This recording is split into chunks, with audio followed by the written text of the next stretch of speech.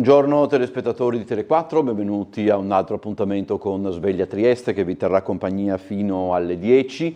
Gli ospiti che si alterneranno accanto a me sono Claudio Giacomelli di Fratelli d'Italia ed Enrico Bullian del Patto per l'Autonomia. Leggeremo insieme il Piccolo e il Corriere della Sera, rivedremo alcuni dei servizi che sono stati messi in onda nel telegiornale di ieri, poi siamo come sempre in attesa e delle vostre mail e delle vostre telefonate. Per telefonare il numero, ormai lo sapete, 040 977 8910, per inviare le mail svegliatrieste@tele4.it. Prima di cominciare, come al solito, partiamo dall'osservatorio meteo. La regione sarà ancora all'interno di un'ampia zona anticiclonica con condizioni stabili. Tra ieri e domani deboli ondulazioni delle correnti faranno temporaneamente affluire aria più fresca in quota che potrà portare a locale instabilità, specie nei pomeriggi. Per oggi allora cielo variabile con maggiore presenza di sole verso la costa. Nella notte tra giovedì e come in questa notte non si esclude qualche pioggia o qualche rovescio che dalle prealpi potrà poi interessare localmente anche la pianura e la costa. Locali rovesci possibili anche nel pomeriggio sulla zona montana, soffierà bora moderata sulla fascia orientale e sulla costa. Per domani cielo variabile sulla zona montana, da sereno a poco nuvoloso verso la costa. Nel pomeriggio non si esclude qualche locale rovescio sulle Alpi e prealpi carniche nelle zone al confine con il Cadore. Fino alle ore centrali soffierà bora moderata sulla fascia orientale e sulla costa, poi brezza. Per domani per domenica cielo in prevalenza sereno su tutta la regione con venti di brezza. Allora andiamo alla prima pagina del Piccolo, subito sotto il titolo: Daria Illy cede il 19% di quote ed esce dalla holding di famiglia. Porto rimosso Torbianelli dopo un incontro con esponenti di Fratelli d'Italia. Guerrieri solleva dall'incarico il segretario da lui stesso indicato. Il commissario straordinario rompe il ticket, la riunione con i meloniani in presenza di Fedriga, irritazione della Lega. Poi di questo abbiamo potremmo parlare direttamente con Claudio Giacomelli, per cui magari facciamo così, già che ci siamo, vediamo subito il servizio appunto sulla revoca di Torbianelli da parte di Guerrieri e poi così, come dire, quando arriverà poi Giacomelli avremo già la base su cui parlare con lui. Vediamo allora il servizio di ieri, rivediamolo. La notizia è di quelle shock per l'ambiente portuale. Vittorio Torbianelli è stato revocato dall'incarico di segretario generale del porto di Trieste Monfalcone, posizione in cui era stato riconfermato solo una settimana fa dal commissario straordinario Antonio Guerrieri, già designato in prospettiva come presidente dello scalo, che ha dovuto procedere al dietrofront. Dovuto perché risulta evidente come non si tratti di una scelta personale o tecnica, bensì di una chiara indicazione politica, in un momento in cui la maggioranza di centrodestra sta battagliando sullo scacchiere delle nomine delle autorità portuali, scontro che va avanti da mesi. Evidentemente quel ruolo spetta a un preciso partito politico. Torbianelli, non certo un meloniano e storicamente vicino al PD, era candidato anche nella lista civica di Cosolini sindaco, era dunque un'operazione indigeribile a livello romano. Perciò la mia nomina è sembrato che il commissario improvvisamente equivocasse qual è il ruolo, che è quello di precario e soprattutto in una situazione straordinaria, e avesse fatto il segretario generale. E quindi quando io sono stato investito da questo equivoco mi sono reso conto che avrei passato più tempo a spiegare l'equivoco che non a togliermi o a togliersi dall'equivoco, facendo un'azione che naturalmente prima è stata, non dico condivisa, ma è stata rivolta a Vittorio spiegando quali erano le motivazioni. Se io sapevo però che una settimana fa, quando ho fatto quell'atto, eravamo in costanza di definire tutte le portualità italiane con un asset gestionale di quadra generale, io questa delibera non l'avrei fatto. L'ho fatta nella coscienza tecnica di fare del bene al porto di Trieste.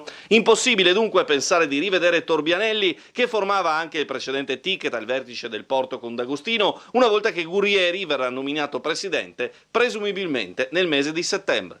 Siccome il presidente si troverà a proporre un candidato in comitato di gestione dove fanno parte la regione, il comune, la capitaneria di porto, e quindi naturalmente dovrà condividere con questi questo nominativo, e sicuramente non ci sarà soltanto Torbianelli in ballo, ma ci saranno anche altri candidati che si faranno conoscere e si faranno verificare se hanno tutti i requisiti possibili e immaginabili per fare il segretario generale dell'ente.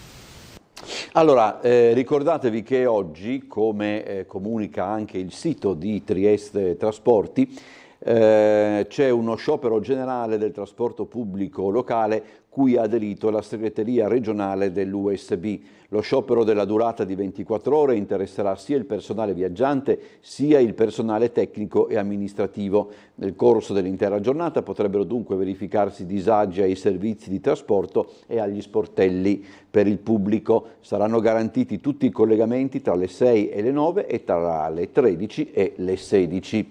I collegamenti marittimi saranno regolari. Torniamo alla prima pagina del Piccolo. Allora, per quanto concerne la politica nazionale, no di Forza Italia, Lega rassegnata, sfuma l'ipotesi del terzo mandato. C'è un rapporto sulla sanità del Friuli Venezia Giulia, le criticità attese ancora troppo lunghe. E poi, per quanto riguarda invece le crisi internazionali, attacco all'Iran, Trump ci pensa, decisione entro 2 settimane. Cronaca, scende dal tir in panne, camionista di 32 anni travolto in galleria, ex distretto militare pronto a San Giusto il progetto residenziale, e poi è scomparso l'ex comandante degli agenti del Coroneo Antonio Marrone. Bezos, gli sposi e i doni a Venezia, e poi sconto di 2 punti per la Triestina, che quindi partirà non da -9 ma da -7. Andiamo invece a vedere la prima pagina del Corriere della Sera. Subito sotto il titolo Gattuso, il talento c'è, ora fuori l'orgoglio, poi Sinner sconfitto da Bublik al torneo di Halle. Quindi saranno contenti tutti quelli, vabbè, lasciamo stare. Allora, raid in Iran, Trump prende tempo, nuovi attacchi di Israele, un missile dell'Ayatollah contro l'ospedale di Beersheva, telefonata fra Xi e Putin, subito il cessate il fuoco, 2 settimane, dice Trump, per decidere se bombardare. Attenzione, si muove l'Europa, oggi vertice con Teheran. C'è una intervista del Papa al TG1, tanti innocenti muoiono, uniti per trovare una soluzione. Per quanto riguarda il caso Paragon e i giornali, insomma i siti spiati, è stato spiato anche il fondatore di Dagospia, Roberto D'Agostino. Ha un nome la donna ritrovata morta nel parco di Villa Pamphili a Roma, e poi c'è un commento di Federico Rampini per quanto riguarda appunto la situazione internazionale. Ciò detto, possiamo incominciare la lettura delle pagine interne dei quotidiani. Partiamo dal Piccolo, appunto, porto shock. Torbianelli rimosso da Guerrieri. Il commissario straordinario solleva dall'incarico il segretario generale, l'aveva nominato una settimana fa, decisivo il pressing politico di Fratelli d'Italia. Una notizia in attesa che ha spiazzato l'ambiente portuale. Nei giorni scorsi l'incontro chiave in regione, la deputata Matteoni e il consigliere Giacomelli, latori dell'istanza meloniana. L'attuale numero 1 della Torre dell'Oite si stavano sollevando equivoci da evitare. L'interessato, cioè Torbianelli, non era contento ovviamente, ma ha dovuto tutelare l'autorità portuale. Le deleghe dell'ormai ex braccio destro vengono distribuite fra i dirigenti dell'ente. C'è una serie di commenti. Gli esponenti triestini di Fratelli d'Italia, protagonisti del vertice, primo partito nel capoluogo, Carroccio le parole del segretario dell'Osto e dell'europarlamentare Cisint, i Dem vanno all'attacco. L'ex prima Cisint dice un commissario non è un presidente, si poteva gestire il tutto diversamente. La Serracchiani, non vogliamo rivedere lottizzazione e piccolo cabotaggio. Ripeto, poi dopo avremo Claudio Giacomelli con noi e quindi gli chiederemo di ciò.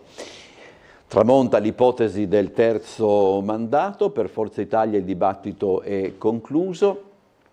Da Tajani una proposta irricevibile, il Carroccio pronto ad assecondare Fratelli d'Italia sulla riforma della legge elettorale.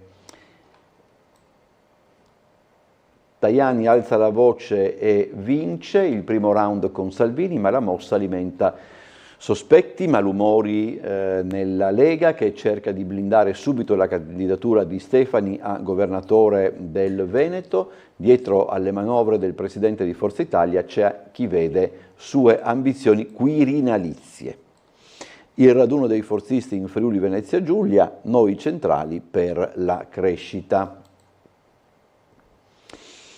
Pronto soccorso, tempi lunghi. Secondo il report della Scuola Superiore Sant'Anna, ancora tanti pazienti vanno via dopo aver atteso troppo. Qui ci sono delle tabelle che non riesco bene a leggere. Comunque, allora, per quanto riguarda il pronto soccorso, solo per il 47% visita entro 15 minuti, degenze chirurgiche da accorciare, area materno-infantile attenzionata. Farmaci a base di cannabis, consumo in crescita, procurarsi è difficile, casi di ludopatia in salite, solo 7 comuni su 215 premi anti-macchinette. La realtà territoriale a confronto, operazioni sempre più tempestive, promossa l'assistenza domiciliare. Questo è in sunto quello che è venuto fuori. Ieri però c'è stata anche, sempre per quanto concerne la sanità, l'inaugurazione a Gorizia del nuovo ambulatorio di cure palliative all'ospedale San Giovanni di Dio, un modello che mira a migliorare la qualità della vita del paziente dalle prime fasi della malattia. Vediamo allora il servizio. L'ospedale San Giovanni di Dio a Gorizia ha un nuovo ambulatorio di cure palliative simultanee, ma al di là degli spazi inaugurati con il taglio del nastro, si tratta dell'avvio di un servizio che rappresenta un approccio integrato tra terapia curativa e mantenimento, senza attendere che le condizioni del paziente peggiorino fino a richiedere esclusivamente le cure del fine vita. Un modello che mira dunque a migliorare la qualità della vita dei pazienti, sin dai primi sintomi della malattia. Perché è un ambulatorio di cure palliative simultanee. Simultanee vuol dire che le cure palliative non arrivano dopo che il paziente ha già intrapreso una parte del percorso di cura, ma inizia con il percorso di cura del paziente, quindi sollievo anche nell'assunzione dei farmaci, assistenza psicologica al paziente, ai caregiver e ai familiari. È la materializzazione di un processo importante che prevede la trasformazione dei modelli organizzativi in trasversali, orizzontali, non più verticali, e soprattutto mette al centro il tema della cronicità rispetto all'acustia, quindi percorsi che sono definiti dal sistema professionale con fatica e che però oggi trova questo risultato importante riconosciuto anche nelle competenze della dottoressa Calligaris, che è riconosciuta come uno dei maggiori esperti di questa materia. Per noi, come avete sentito, è un momento che programmiamo da anni. Finalmente abbiamo trovato questo spazio e siamo riusciti a organizzare il nostro servizio in modo da garantire la presenza in ospedale, che è molto importante proprio perché favorisce la continuità e delle attività specialistiche con la nostra attività specialistica, e quindi garantisce la centralità del paziente, una prontezza di risposta. Andiamo alle pagine interne del Corriere della Sera. Eccole, allora, subito insomma, che partono logicamente dalla situazione politica internazionale. Duello di missili e minacce, Trump congela l'attacco. L'enfasi della Casa Bianca sulle possibilità concrete di mediare, l'inviato statunitense Witkoff in contatto con il ministro degli esteri di Teheran, distrutto il reattore di Arak. In Israele 240 feriti, colpito un ospedale, l'Europa alza la pressione diplomatica, oggi summit con l'Iran in Svizzera. Questo è una foto del ministro degli esteri iraniano. Questi invece sono gli scatti che riguardano l'ospedale colpito a Beersheva. Potete intravedere un paziente evacuato in elicottero e la visita di Netanyahu, e questi sono i medici nelle corsie.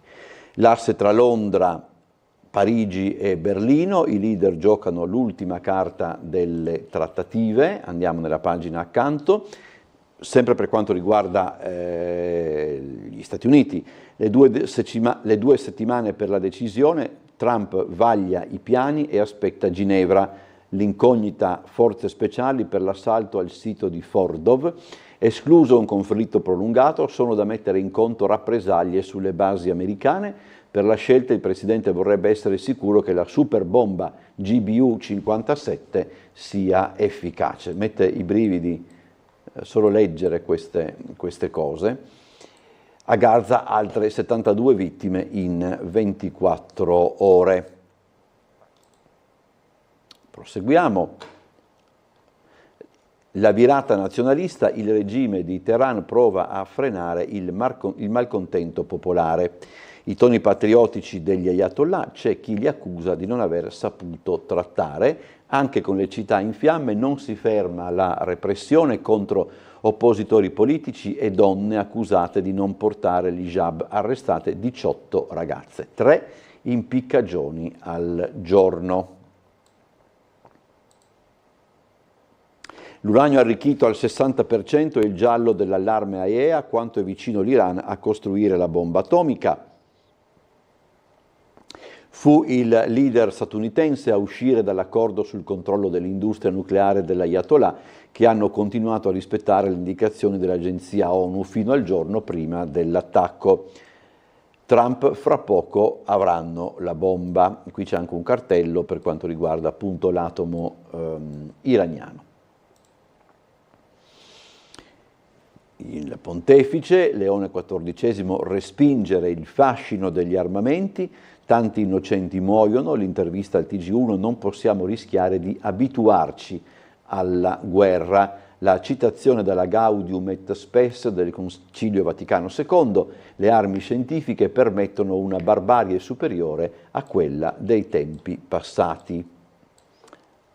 Quando i papi si espongono sui conflitti, dal nazismo alla lettera di Francesco, a marzo lo scritto di Bergoglio al Corriere, disarmare parole e menti. E qui ci sono anche alcuni esempi.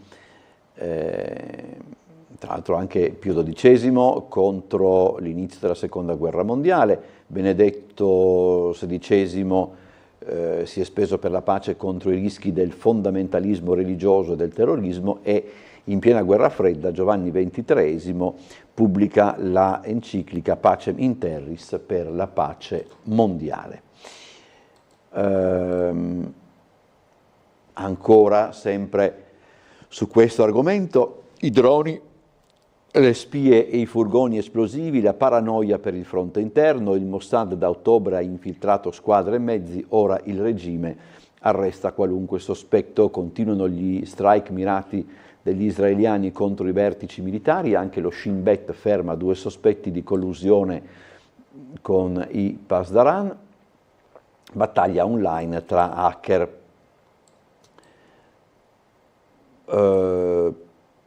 Qui c'è la Juventus, tra l'altro è stata ricevuta da Trump, lo smarrimento di UEA parlava di guerra, ma io gioco a calcio. Sì, anche insomma è stata una scena che ha abbastanza del surreale, per dire la verità. Dunque, una notte insonne, poi un viaggio di 15 ore per lasciare Teheran. Giacomo Longhi, iranista, frequenta l'Iran dal 2010, traduttore dal Farsi, tanti amici con opinioni diversi. Ai primi boati mi sono messo lontano dalle finestre e ho preparato lo zaino. Sono racconti di 3 persone sorprese dai missili, tra la paura e i tentativi di tornare in Italia, le mosse della Farnesina per trovare una soluzione. Dai nonni iraniani per presentare il nipote, le fughe di 2 madri. Ancora, oggi l'incontro a Roma tra la Premier von der Leyen e la convergenza del Ministro degli Esteri e del Segretario statunitense sulla necessità di un immediato cessate il fuoco nella striscia, le telefonate Meloni-Netanyahu, spese NATO, passa la linea italiana. Il ministro polacco: serve un'Europa pronta a difendersi. All'Aia contro il riarmo, la lettera aperta di Conte ai leader progressisti. Ancora, le scelte sulle basi americane, Crosetto da Washington, nessuna richiesta per usarle, da Napoli ad Aviano, il patto degli anni 50 che disciplina i presidi possono essere utilizzati solo con la nostra autorizzazione, l'Italia è in guerra con l'Iran, non lo pensiamo sicuramente. Beh, sì, altro argomento, ma insomma, altra stretta sugli agenti stranieri, i 400 dissidenti nel mirino di Putin, niente più multe, scatta subito l'arresto, il caso del deputato Schlossberg ora ai domiciliari. Questa è una pubblicità. Andiamo ancora avanti. Il tramonto del terzo mandato, finalmente si cambia. Il tramonto del terzo mandato, rammarico leghista, ora i candidati, il messaggio agli azzurri, nessuno scambio con la cittadinanza facile, stop anche da Fratelli d'Italia. Sono 3 le regioni interessate a una riforma sul tetto dei 2 mandati per i governatori, Friuli Venezia Giulia, Veneto e Campania, per la provincia autonoma di Trento. Ad aprile la Corte Costituzionale aveva bocciato la legge della Campania che avrebbe permesso al governatore uscente di svolgere un terzo mandato. Nei giorni scorsi da Fratelli d'Italia era arrivata un'apertura verso la riforma chiesta dalla Lega, ma Forza Italia ha comunicato in modo chiaro la propria contrarietà. Ci prendiamo ciò che ci spetta, le metamorfosi di Tajani che ora ruggisce, il leader di Fratelli d'Italia, dalla plomb ai toni duri. C'è una domanda per Giacomelli, gliela faremo dopo quando sarà nostro ospite, per cui possiamo continuare con il Corriere in attesa che arrivi il collegamento con la sala operativa della Polizia Locale. Allora, Open Arms e il no di Salvini allo sbarco, il Tribunale non era obbligato, le motivazioni della sentenza che ha assolto il Vice Premier, difendere in Italia, dice Salvini, non è una colpa. I giudici hanno impiegato 6 mesi anziché i consueti 3 per spiegare il verdetto. Poi c'è un monito della Cassazione, creati troppi nuovi reati. La Presidente Cassano si rischia di vanificare le tutele, l'invito alla serenità e a ricucire il dialogo tra le istituzioni. C'è il collegamento con la sala operativa della Polizia Locale, sentiamo chi è in linea per noi. Buongiorno. Buongiorno ispettore capo Leonardi Roberto. Buongiorno ispettore Leonardi, grazie per essersi collegato. Intanto nottata tranquilla? Sì, nottata tranquilla, nulla di particolare, veramente tranquilla. Per la giornata di oggi sembrerebbe anche tranquillo, soliti mercatini che però non riguardano la parte viaria, quello di Via dei Mille, Turismo Agricolo in Friuli Venezia Giulia, in Via Motorsino, mercatino e Musicart. Per il resto le altre cose che le posso segnalare, questa sera l'apertura del Triskel, che durerà Festival Internazionale di Musica e Cultura Celtica di Trieste dal 20 al 29.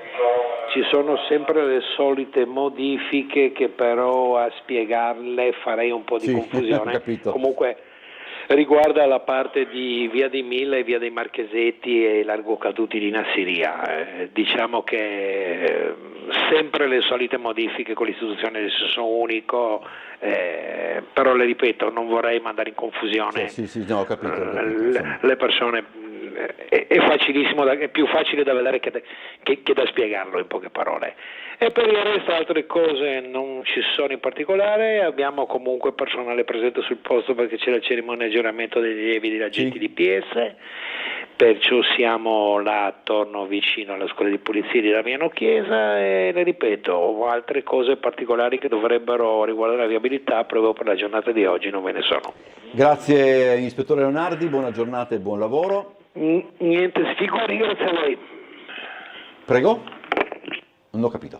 Comunque, sì, vi ricordo, appunto, l'abbiamo detto all'inizio della trasmissione, che oggi è poi anche previsto uno sciopero del trasporto pubblico locale che potrebbe comportare alcuni disagi, ma rimangono garantiti rimangono garantite le fasce protette, quindi che sono, lo ripeto, 6, 9, 13, 16.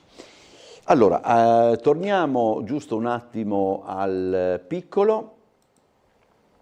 Trump si prende 15 giorni per decidere se attaccare l'Iran, Putin pronto ad incontrare Zelensky ma solo nella fase finale del negoziato. Tutela ambientale e ricerca scientifica, i doni a Venezia da parte degli sposi. Sapete che insomma c'è tutto questo, come si dice, questa protesta a Venezia per le nozze del patron di Amazon. Per quanto riguarda invece Miramare, ad interim Bressan e musei nazionali, cioè Bressan ad interim al timone di Miramare e dei musei nazionali del Friuli Venezia Giulia. La direzione va formalmente al DG del Ministero Osanna, ma subito la delega all'esperta che guida il polo veneziano. L'incaricata non sarà un periodo lungo, giusto ci sia un titolare di mandato. Vedremo. Gli aeroporti di Zara e Pola diventano smart con reti 5G, Slovenia fecondazione assistita per donne single e coppie homosex. Siamo alla pagina economica, riassetto in casa Illy, Daria cede il suo 19% ed esce dalla holding Illy, che rimane così nelle mani dei fratelli Andrea e Anna. La riorganizzazione della cassaforte di famiglia era stata avviata nel 2021.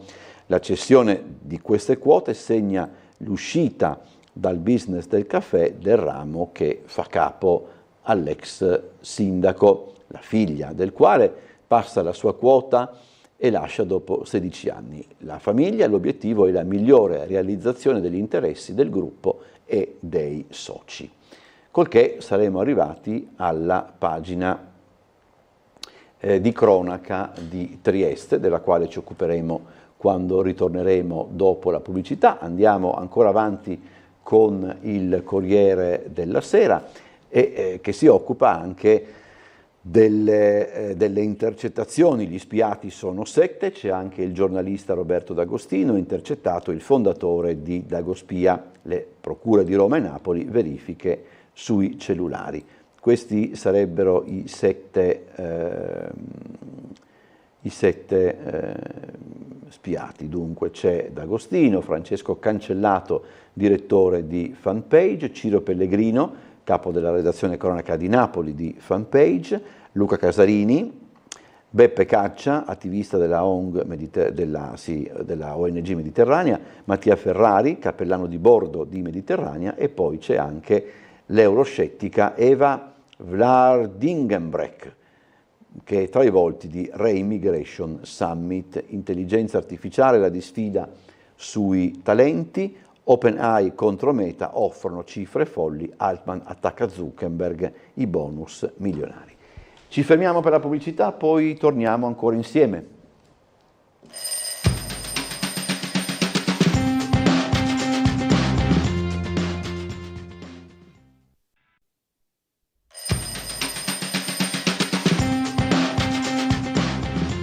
Rientriamo in studio e proseguiamo la lettura del Piccolo e del Corriere della Sera. Siamo sul Corriere della Sera e dovremmo essere alle pagine della cronaca.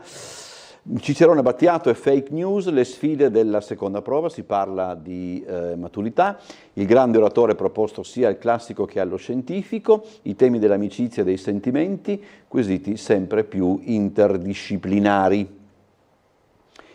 C'è un dramma a Pesaro perché un docente che doveva essere fra i commissari non si era presentato perché era deceduto. E poi, esclusa per il cellulare, riammessa dal TAR. È stata riammessa all'esame di maturità la studentessa di Terni, esclusa mercoledì durante la prima prova scritta dopo che la commissione aveva scoperto un cellulare nel suo banco. Il dirigente scolastico aveva disposto l'allontanamento immediato dalla scuola e l'esclusione dall'intero esame. La ragazza ha presentato ricorso d'urgenza al TAR dell'Umbria. Il giudice ha sospeso i provvedimenti stabilendo che la studentessa potrà sostenere la maturità nella sessione supplettiva a partire dal 2 luglio. La discussione in aula è fissata per il 22 luglio. Io non riesco a capire, vabbè, si parla di togliere i cellulari in aula sempre e comunque poi succedono cose del genere. Ci saranno delle ragioni probabilmente anche molto valide perché il TAR intervenga in questo senso, però insomma sono sempre quelle notizie che fanno un po' discutere.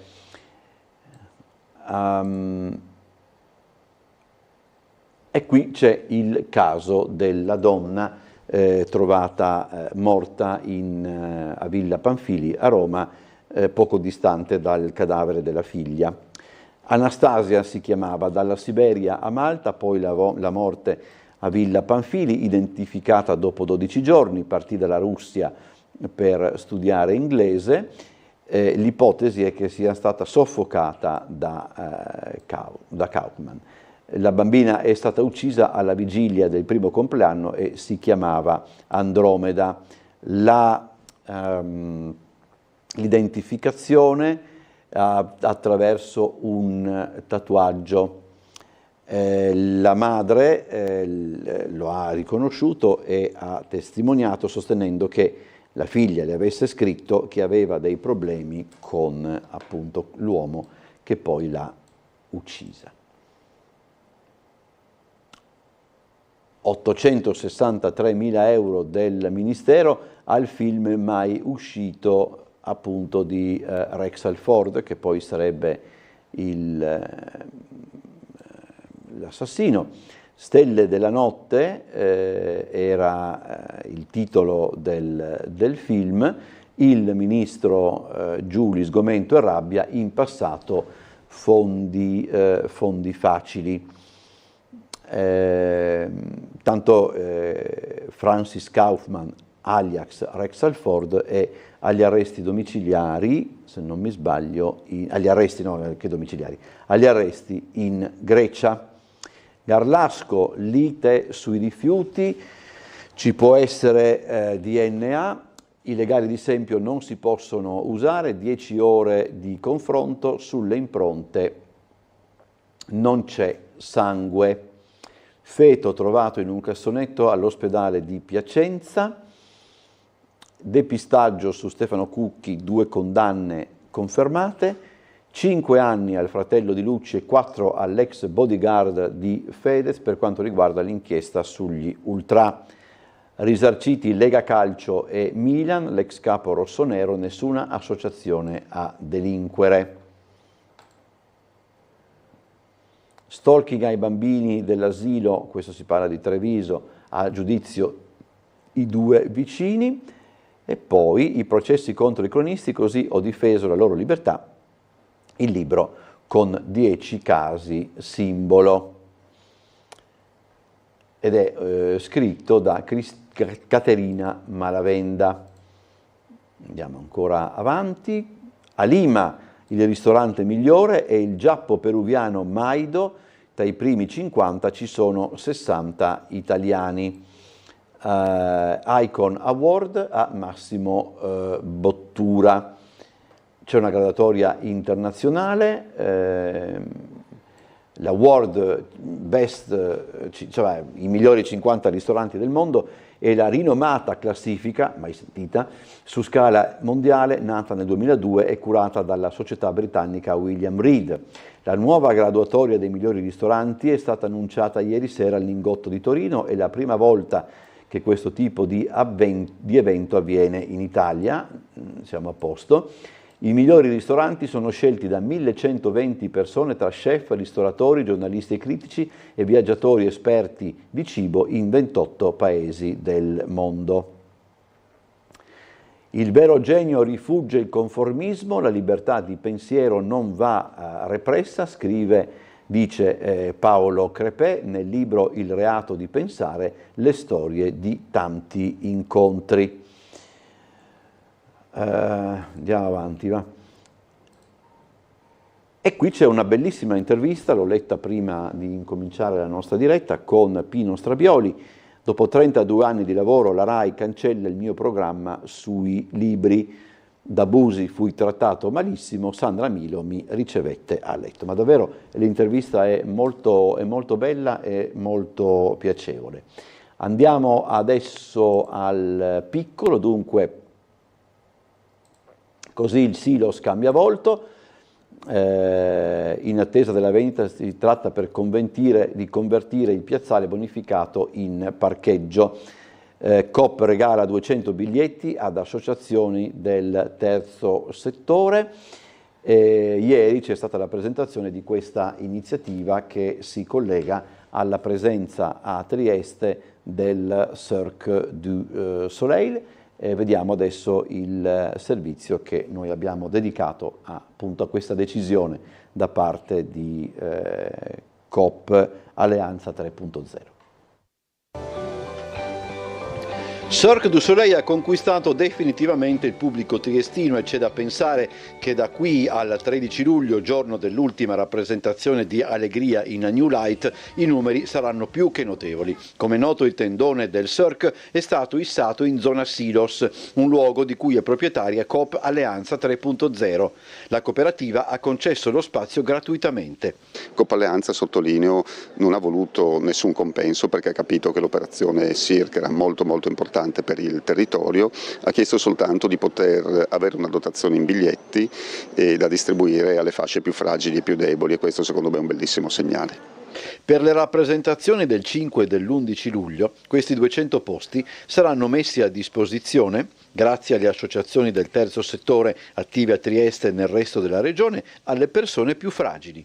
Persone senza fissa dimora, nuclei familiari in difficoltà economica, minori stranieri non accompagnati, minori seguiti dai servizi sociali e altri soggetti vulnerabili. Abbiamo trovato questa occasione per cercare di fare in modo che ancora una volta si capisca bene che la cultura non può essere un lusso ma un diritto di tutti, quindi anche un momento gioioso e allo stesso tempo molto in linea con le caratteristiche della cooperativa. Sempre nelle date del 5 e dell'11 luglio i soci di Coop Alleanza 3.0 potranno acquistare i biglietti per lo spettacolo ad un prezzo agevolato, ce ne sono disponibili ancora 500. Allora, andiamo avanti con la lettura del Corriere della Sera, piano piano arriviamo alla parte conclusiva del giornale, qui ci sono le pagine di cultura e per quanto riguarda gli spettacoli c'è un pezzo sul prossimo film di Brad Pitt che si chiama F1 il film ed è dedicato al mondo della Formula 1. Teatro della Pergola declassato, esplode la protesta. Direttore a Firenze e a Dresda Daniele Gatti, nominato direttore musicale del Maggio Fiorentino. Alla Scala non avevo chiesto niente, sono offeso, non c'è stato rispetto. Andiamo invece alle pagine di sport. La nazionale vuole i mondiali, finiti i tempi di chi per un dolorino andava a casa, con me niente scuse, dice Gattuso, che motiva i Ringhio Boys. Si pedala, la prima cosa è creare una famiglia, so cosa fare, dice sempre Gattuso, entrerò nella testa dei giocatori.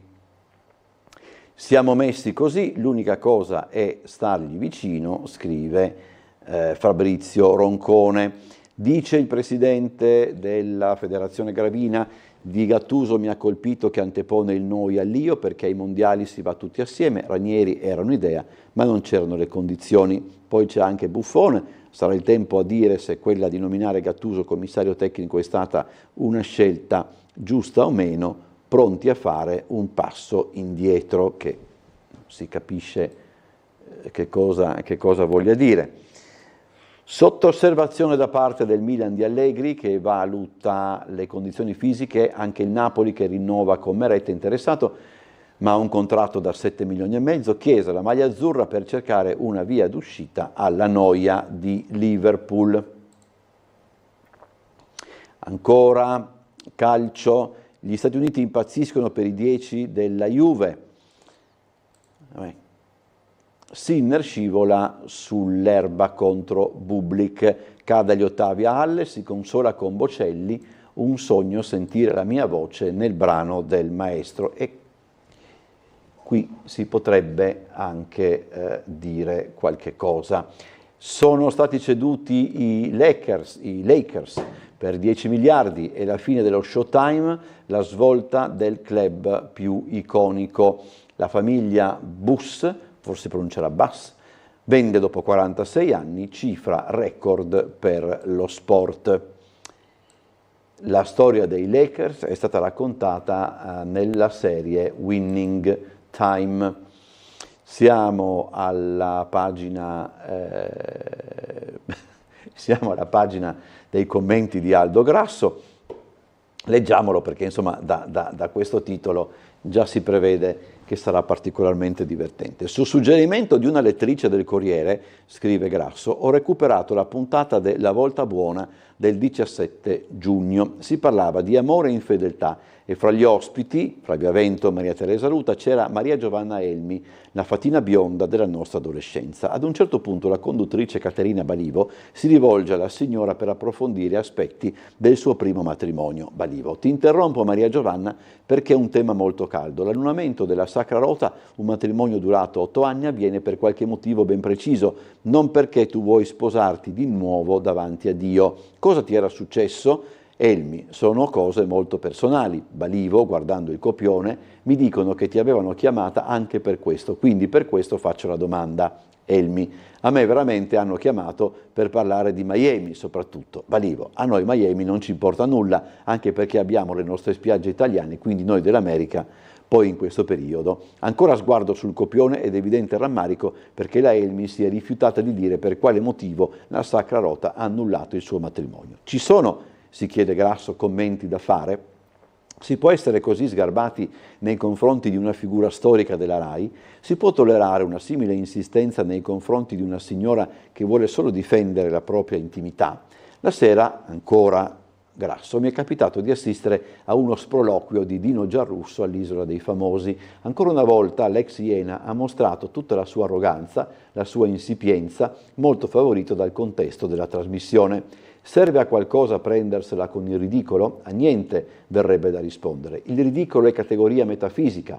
Non avendo coscienza di sé è inscalfibile. Nello stesso momento su Rai 5 si festeggiavano i 40 anni di Quelli della notte di Renzo Arbore, con un dotto commento di Roberto D'Agostino, all'epoca lucologo della trasmissione e idegologo dell'edonismo reganiano. Solo per dire che ho l'impressione, dice Grasso, che rispetto a 40 anni fa la TV sia molto regredita e forse chiude non soltanto la televisione. Allora,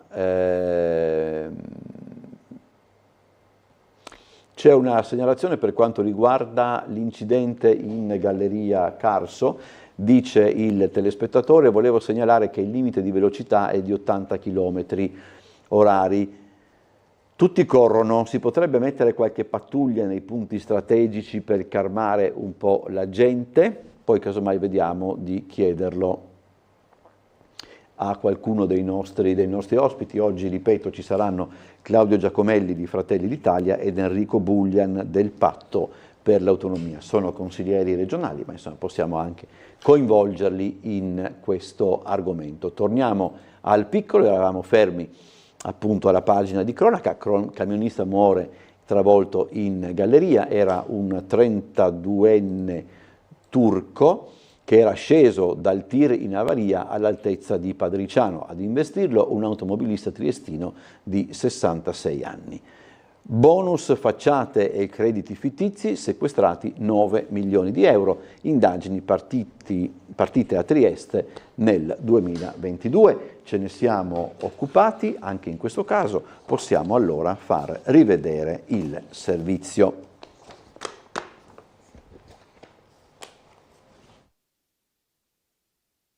Un'altra truffa sul bonus facciate. Stavolta i falsi imprenditori edili hanno riciclato 9 milioni di euro di crediti fittizi in lingotti d'oro, orologi di lusso, polizze vita, comprandosi addirittura uno stabilimento balneare con annesso ristorante in una nota località della Versilia. I finanzieri del nucleo di polizia economico-finanziaria di Trieste, coordinati dalla procura di Pistoia, stanno avviando un sequestro preventivo finalizzato alla confisca di beni e contanti nei confronti dei 2 responsabili residenti delle province di Pistoia e Massa Carrara, relativi a fittizi crediti d'imposta per bonus facciate e al loro successivo autoriciclaggio, in corso perquisizioni e interrogatori a seguito della misura degli arresti domiciliari già richiesta dal PM. I provvedimenti rappresentano l'epilogo di un'indagine avviata nel 2022 su una società con sede a Trieste. Partendo da questo caso e risalendo la filiera delle cessioni dei crediti, le fiamme gialle sono risalite ai soggetti toscani. La ditta, nella veste di general contractor, ovvero di un soggetto giuridico a cui il committente appalta la realizzazione di un'opera, ha indebitamente ottenuto il riconoscimento di ingenti crediti d'imposta da bonus facciate mediante fittizie comunicazioni all'Agenzia delle Entrate.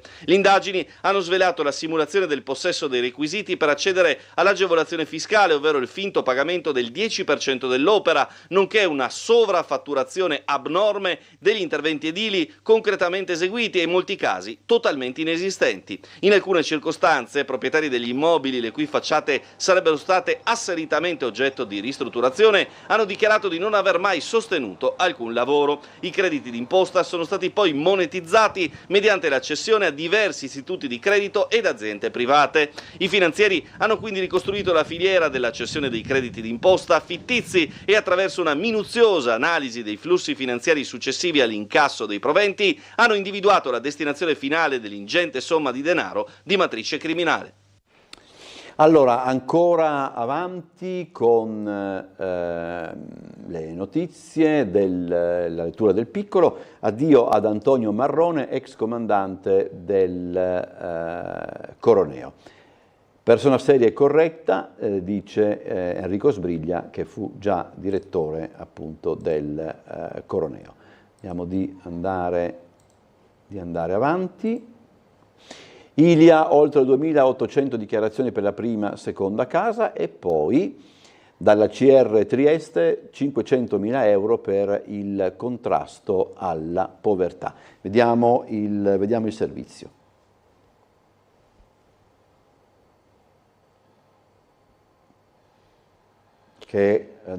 Lo dico in regia: bando povertà. Adesso arriverà, abbiate pazienza. Arriva. Ecco. La Fondazione CR Trieste rinnova il proprio impegno nel contrasto alla povertà e alla fragilità sociale del territorio. Per rendere più capillare e incisiva la propria azione a favore delle persone in condizioni di vulnerabilità e precarietà, la Fondazione ha promosso anche per l'esercizio in corso 2 distinti bandi. Il bando contrasto alla povertà, volto alla realizzazione di interventi e misure in linea con gli obiettivi per lo sviluppo sostenibile numero 1 e 2 dell'Agenda 2030, e il bando contrasto alla fragilità sociale. Le risorse messe messi a disposizione ammontano complessivamente a 500.000 euro, ripartiti equamente a 250.000 euro per ciascun bando. Possono partecipare ai bandi le realtà associative senza scopo di lucro attive nel settore del volontariato e le aziende pubbliche di servizi alla persona operanti nel territorio dell'originaria provincia di Trieste che intendono realizzare interventi da avviare successivamente alla comunicazione dell'esito del bando, indicativamente nel prossimo mese di settembre, da concludersi entro il 31 dicembre del 2026. Ciascun soggetto potrà presentare una sola richiesta per ciascun bando. Le domande, redatte sull'apposito modello disponibile sul sito www.fondazionecrtrieste.it nella sezione bandi, dovranno essere corredate dalla documentazione richiesta, firmate dal legale rappresentante del soggetto proponente presentante entro le ore 12 di giovedì 31 luglio 2025 tramite consegna a mano o posta elettronica certificata all'indirizzo info@cert.fondazionecrtrieste.it. L'esito della selezione sarà comunicato tramite il sito web della fondazione stessa e in forma scritta a ciascuno dei richiedenti. Abbiamo ancora qualche servizio da farvi vedere, intanto vi raccontiamo qualche cosa della Tosca che sarà al Castello di San Giusto fra qualche giorno. Sono 3 le recite previste. Vediamo. L'altro anno Turandot, quest'anno Tosca, ma facciamo un passo in più perché quest'anno l'allestimento sarà interamente dedicato al Teatro Verdi e quindi sarà particolarmente adatto all'ascolto e anche alla visione di Tosca in un contesto ovviamente magico, un castello come nell'opera originale. Inizio alle ore 21:15, domenica 29 giugno, martedì 1 luglio, venerdì 4 luglio. Sono 3 le date per Tosca al Castello di San Giusto. Lo spettacolo è stato presentato ieri nel foyer del Verdi e già si annuncia particolarmente interessante, non fosse altro, come lo stesso sovrintendente ha sottolineato, proprio per l'ambientazione che se da un lato si collega alla vicenda stessa messa in musica da Puccini, dall'altro rimanda ai fasti del passato, quando San Giusto era palcoscenico di grande fascino d'estate per appuntamenti con la lirica che ancora restano nella memoria di chi ebbe la fortuna di assistervi. Logicamente questa edizione di Tosca assume un significato che va oltre l'aspetto artistico. Per noi una prova molto interessante perché consolidiamo una tradizione che abbiamo cominciato l'altro anno e che speriamo possa continuare a lungo anche per la funzione turistica che uno spettacolo del genere può avere per Trieste. Sul podio il maestro Enrico Calesso, regia di Stefania Panighini, scene di Nicolò Cristiano, costumi di Chiara Barichello, luci di Emanuele Agliati. Giuliano Polo non nasconde la soddisfazione per il comparto artistico dello spettacolo. Ci saranno 3 grandi artisti, Fabio Sartori, Elena Pancratova e Ambrogio Maestri, quindi anche la qualità musicale sarà garantita. E adesso vi facciamo vedere le premiazioni del concorso del Circolo della Cultura e delle Arti. Come ogni anno in questo periodo, il Circolo della Cultura e delle Arti consegna il premio Stuparic, la premiazione al Caffè Rossetti. E come ogni anno, gli elaborati dei giovani premiati rendono l'idea di quello che le nuove generazioni amano leggere e di conseguenza scrivere. La professoressa Cristina Benussi così ne riassume i temi. È un ritorno e un recupero di una memoria anche classica che mi ha fatto un immenso piacere perché questa memoria viene riusata e riutilizzata per porre il problema in termini moderni, ma poi i temi e i problemi sono sempre gli stessi. E poi una grande attenzione verso alcuni problemi sociali come per esempio l'Alzheimer, la vecchiaia, la fragilità, la debolezza, che vengono accoppiati all'intelligenza artificiale. E poi c'è sempre questo tema del viaggio, che però non è la cartolina di viaggio, il ricordo di qualcosa fatto, ma è la ricostruzione abbastanza filologica delle civiltà che scompaiono. Edoardo Rizzo si è aggiudicato il primo premio con un elaborato che collega il Messico al Friuli. La tematica principale è quella della memoria e questa tematica viene declinata secondo vari punti. E il primo punto è sicuramente quello del mais, attraverso il quale si riesce a creare un paragone tra il Friuli e il Messico. Un secondo punto attraverso il quale si delinea questa tematica della memoria è quello della perdita delle civiltà originarie. L'intelligenza artificiale in un mondo distopico è al centro del racconto di Achille Bozzer, secondo classificato. e parla di un uomo, Peter, un uomo normale che lavora in una fabbrica per androidi assistenti poi in casa di riposo. Il suo lavoro è inserire le memorie all'interno di questi androidi per farli pensare di essere umani. Più collegato agli studi classici il testo di Michele Alessio Riotti, impegnato fra l'altro in questi giorni a sostenere gli esami di maturità. Io ho scritto un saggio sulla figura di Odisseo, facendo un percorso diacronico, quindi elaborando un testo che parlava della sua figura e sulla base delle interpretazioni che ne sono state fatte nel corso dei secoli. Allora ci fermiamo per la pubblicità, poi sarà con noi il consigliere regionale di Fratelli d'Italia, Claudio Giacomelli.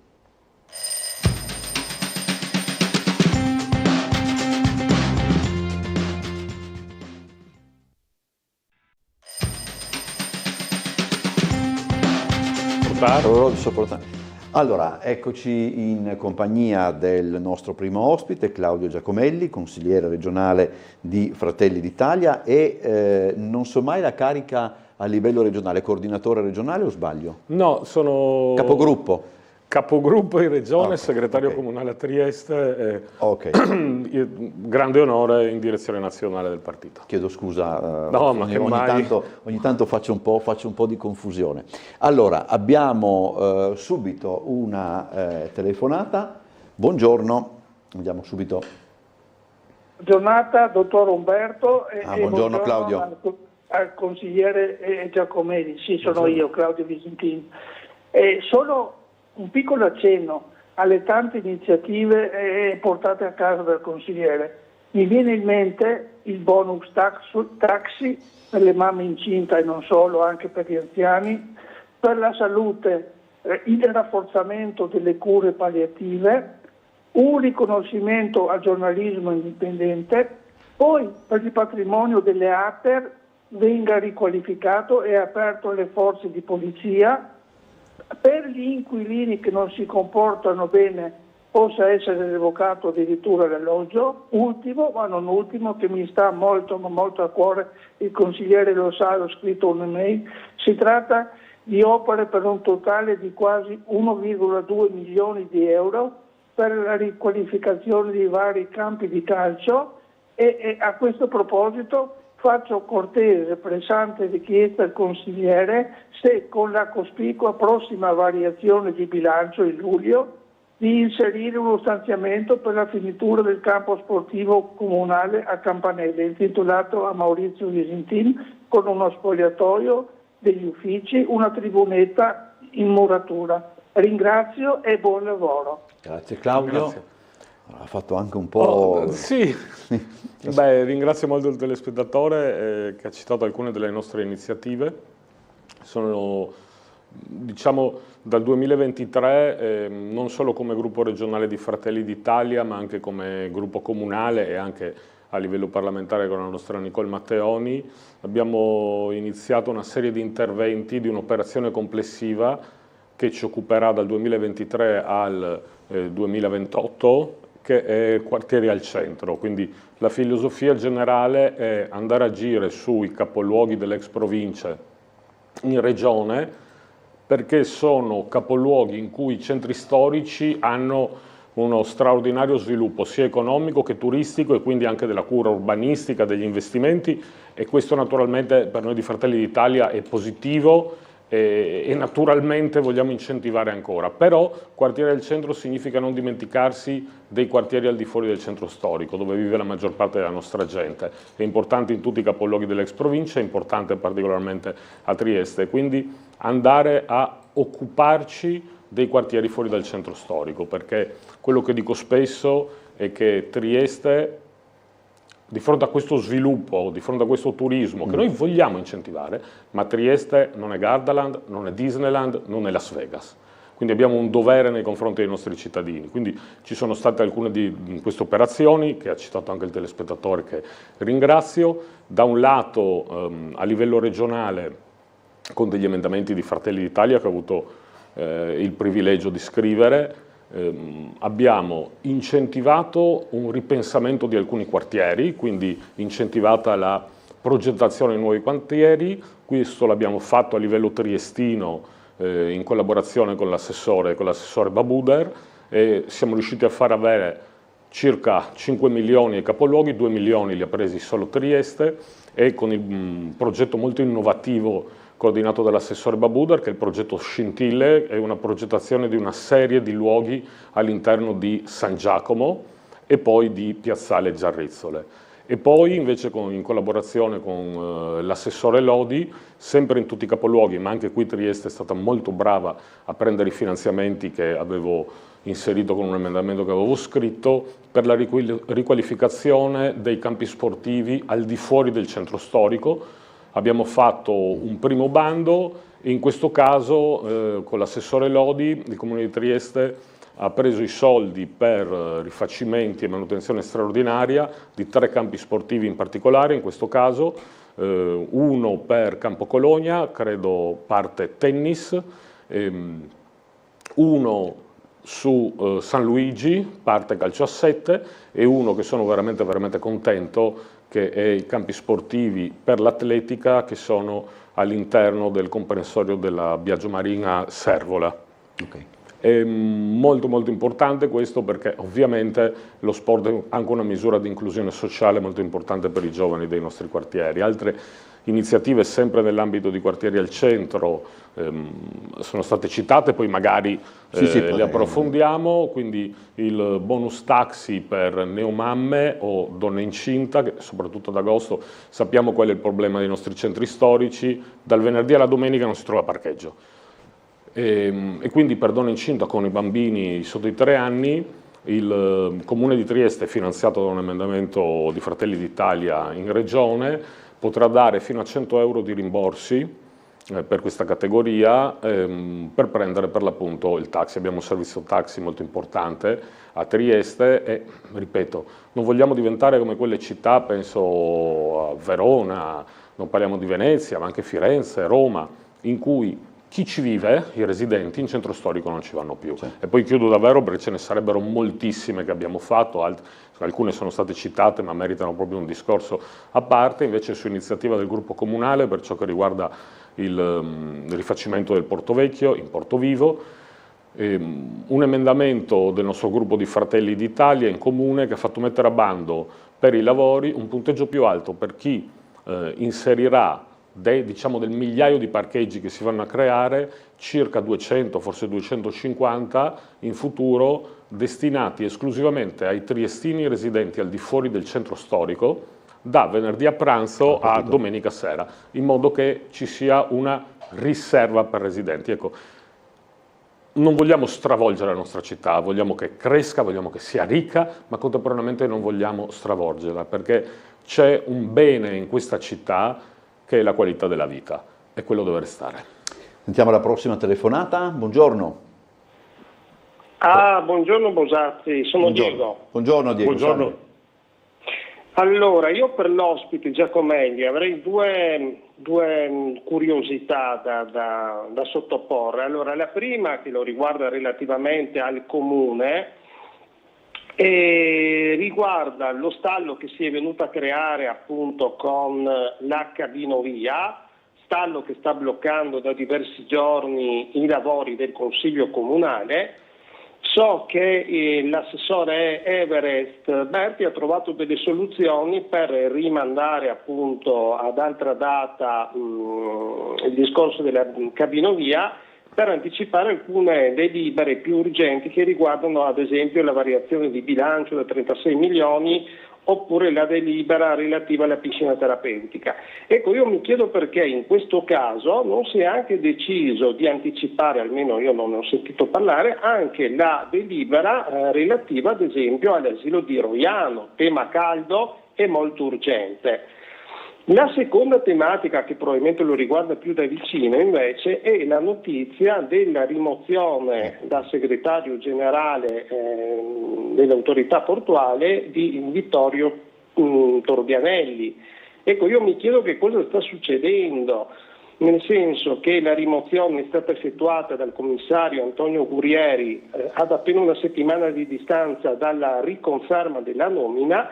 E quindi mi chiedo se queste chiare ingerenze politiche vanno oltre quello che è invece l'aspetto tecnico, cioè la decisione di un commissario che a breve diventerà presidente, che aveva individuato nella persona di Torbianelli un ottimo segretario generale. Ecco, su questi due temi vorrei avere delle risposte precise. Vi ringrazio e vi auguro una buona giornata. Salute, grazie e saluti al portiere. Oggi si vede che è venerdì. Allora, la seconda domanda è un po' Da quale iniziamo?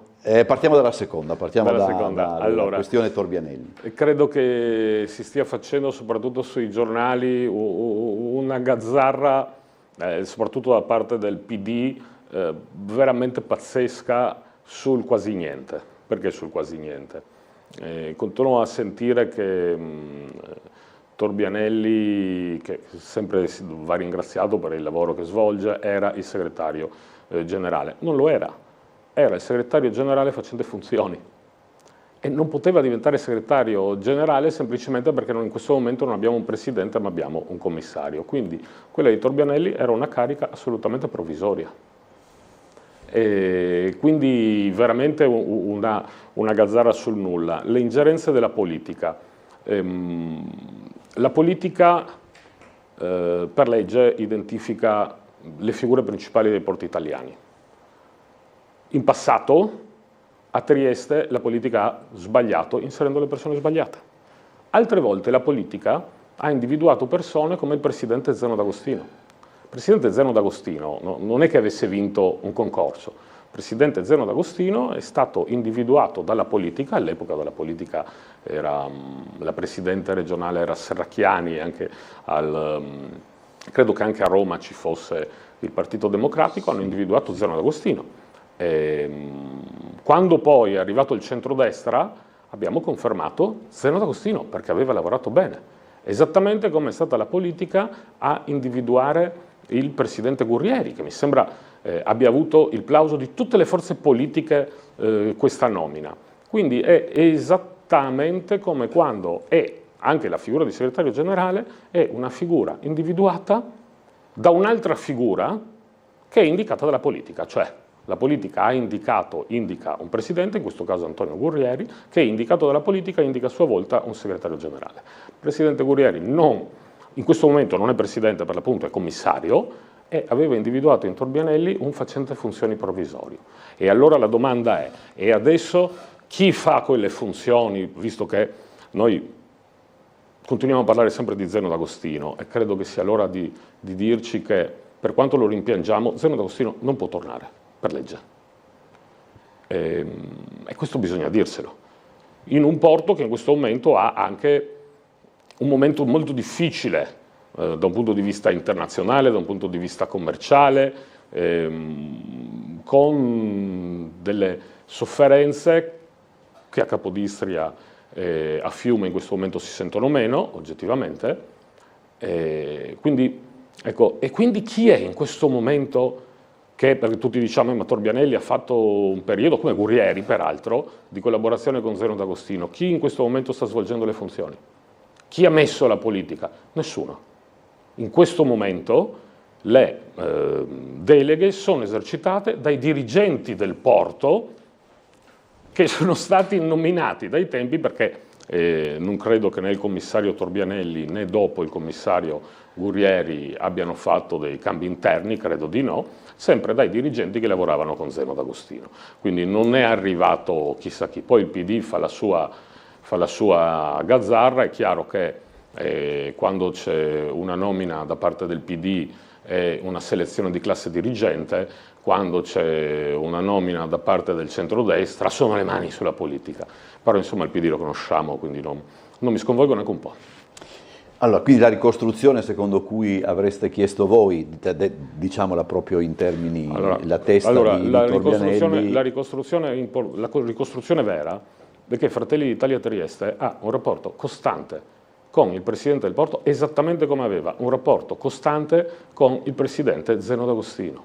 Siamo il primo partito di Trieste, siamo il partito che quando eravamo piccolini, siamo il partito che ha tirato fuori da un cassetto l'extradoganalità dei punti franchi, siamo il partito che ha portato in Parlamento al riconoscimento da parte del governo, in collaborazione con altri partiti, però in questo caso, mentre gli altri partiti facevano mozioncine e cose simili, Nicole Matteoni ha fatto un ordine del giorno alla prima finanziaria e il governo l'ha riconosciuto, e dopo si è visto con il sottosegretario Bergamini nell'insediamento di alcune attività produttive molto importanti a Trieste. Siamo il partito che è retto da Giorgia Meloni, che ha stretto la mano al Presidente degli Stati Uniti Trump per portare la via del cotone a Trieste, candidando Trieste per questa grandissima partita che c'è adesso.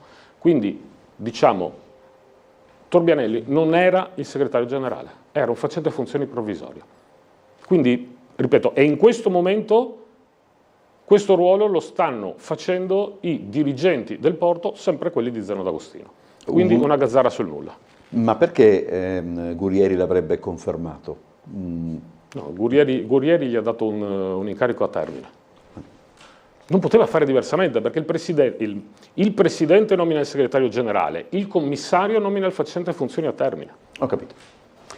Abbiamo ancora l'altra domanda che riguarda appunto la questione sull'asilo di Roiano all'interno dell'impasse venutasi a creare in comune per la discussione sulla cabinovia. Io, per ciò che riguarda l'impasse, io ho fatto opposizione nella mia vita, sono stato in opposizione al sindaco Cosolini, ad esempio, quando ero in consiglio comunale, so quali sono, conosco bene gli strumenti dell'opposizione, li abbiamo esercitati anche noi. In questo caso mi sembra francamente un po' eccessiva, perché, come dire, non si capisce dove vogliono andare, a parte paralizzare il comune, perché i voti sono ben noti quali sono i rapporti di forza, quindi si cerca di paralizzare il comune. È chiaro che nell'ambito delle regole questo è possibile, per quanto secondo me non sia particolarmente utile alla città, proprio perché ci sono di mezzo delle delibere urgenti. Quindi occorre assolutamente approvare la variazione di bilancio, perché ci sono i 36 milioni, c'è la piscina terapeutica, quindi si fermerà, immagino, probabilmente il dibattito sulla cabinovia, si faranno le delibere che sono per legge, penso ai provvedimenti che avevano fatto i contabili entro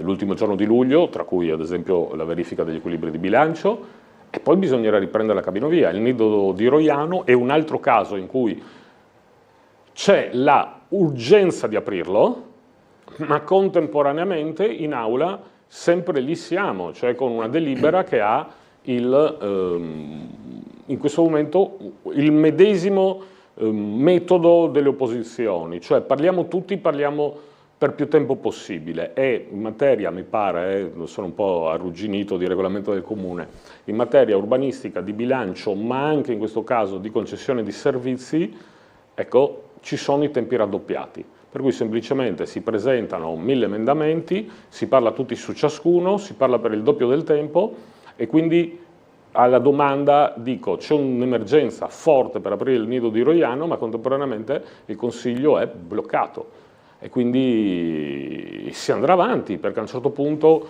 l'unico modo, di fronte a qualcosa che è legittimo, perché l'opposizione fa qualcosa che è legalmente, ma io lo trovo veramente irresponsabile, perché che sia contraria a determinate cose, lo ha detto, lo ribadisce, ti ferma una settimana in consiglio comunale, va bene, fate conferenza stampa, fate quello che volete, bloccare l'attività amministrativa di un ente danneggia la città. Una volta che tutta la città ha capito qual è la posizione, mi domando qual è il senso di bloccare l'attività amministrativa del comune per mesi e mesi e mesi. Il nido di Roiano è nella stessa situazione della cabinovia, quindi sarebbe un blocco nel blocco. E quindi non si riesce semplicemente a gestire, perché il regolamento in questo momento consente questo, a differenza della Regione dove c'è la questione di programma, a differenza del Parlamento in cui c'è la questione di fiducia, in cui a un certo punto c'è sempre lo spazio democratico per parlare tanto, per spiegare le proprie contrarietà, per spiegare alla cittadinanza la propria posizione, chi è favorevole spiega perché, e poi a un certo punto si chiude il dibattito. Questo in comune non è possibile,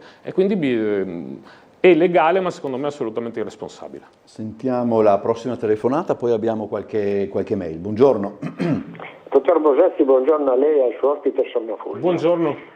Guardi, ho sentito il consigliere Giacomelli, l'avvocato Giacomelli, parlare di regole, di legalità.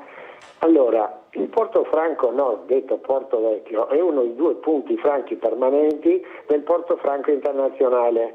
E il Porto Franco internazionale è ente di Stato del territorio libero di Trieste.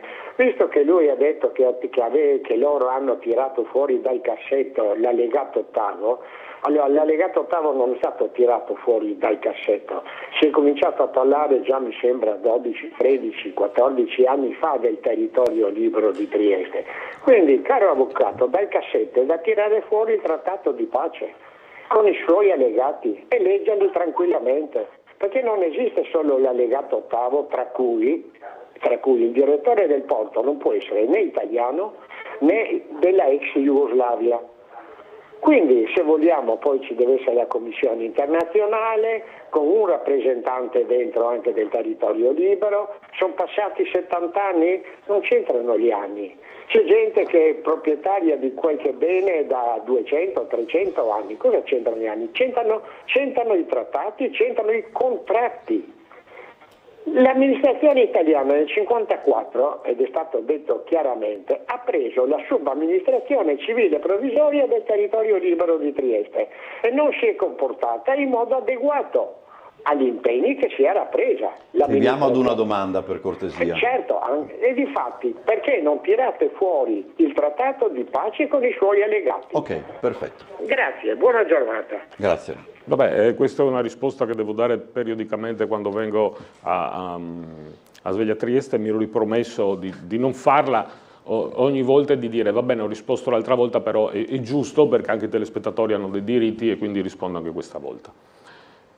L'impostazione giuridica per la quale il trattato di pace va preso o tutto o niente è un'impostazione giuridicamente sbagliata, che non ha alcun riscontro nel diritto internazionale, nelle convenzioni internazionali, nelle norme pattizie internazionali e nelle consuetudini internazionali, che sappiamo le consuetudini hanno anche valore. Lo dico perché se uno pensa che il trattato di pace sia o tutto o niente e che poteva essere modificato esclusivamente, quello che sento spesso, ecco, non è così, altrimenti ci dovremmo domandare come mai la Germania è riunificata, ci dovremmo domandare come mai ha un esercito, ci dovremmo domandare come mai non esiste più la Cecoslovacchia, ecco, quindi non è che il trattato di pace sia o tutto o niente, il trattato di pace viene modificato anche in alcune parti. Facciamo degli esempi.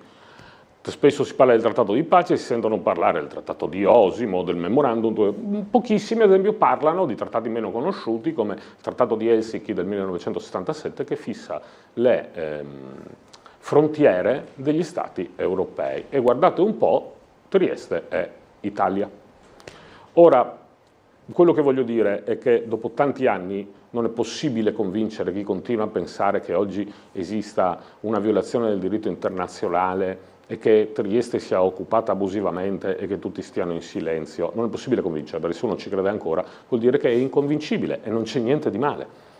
Ma in questo caso io dico, avanzate questa benedetta causa internazionale di cui io sento parlare da 15 anni.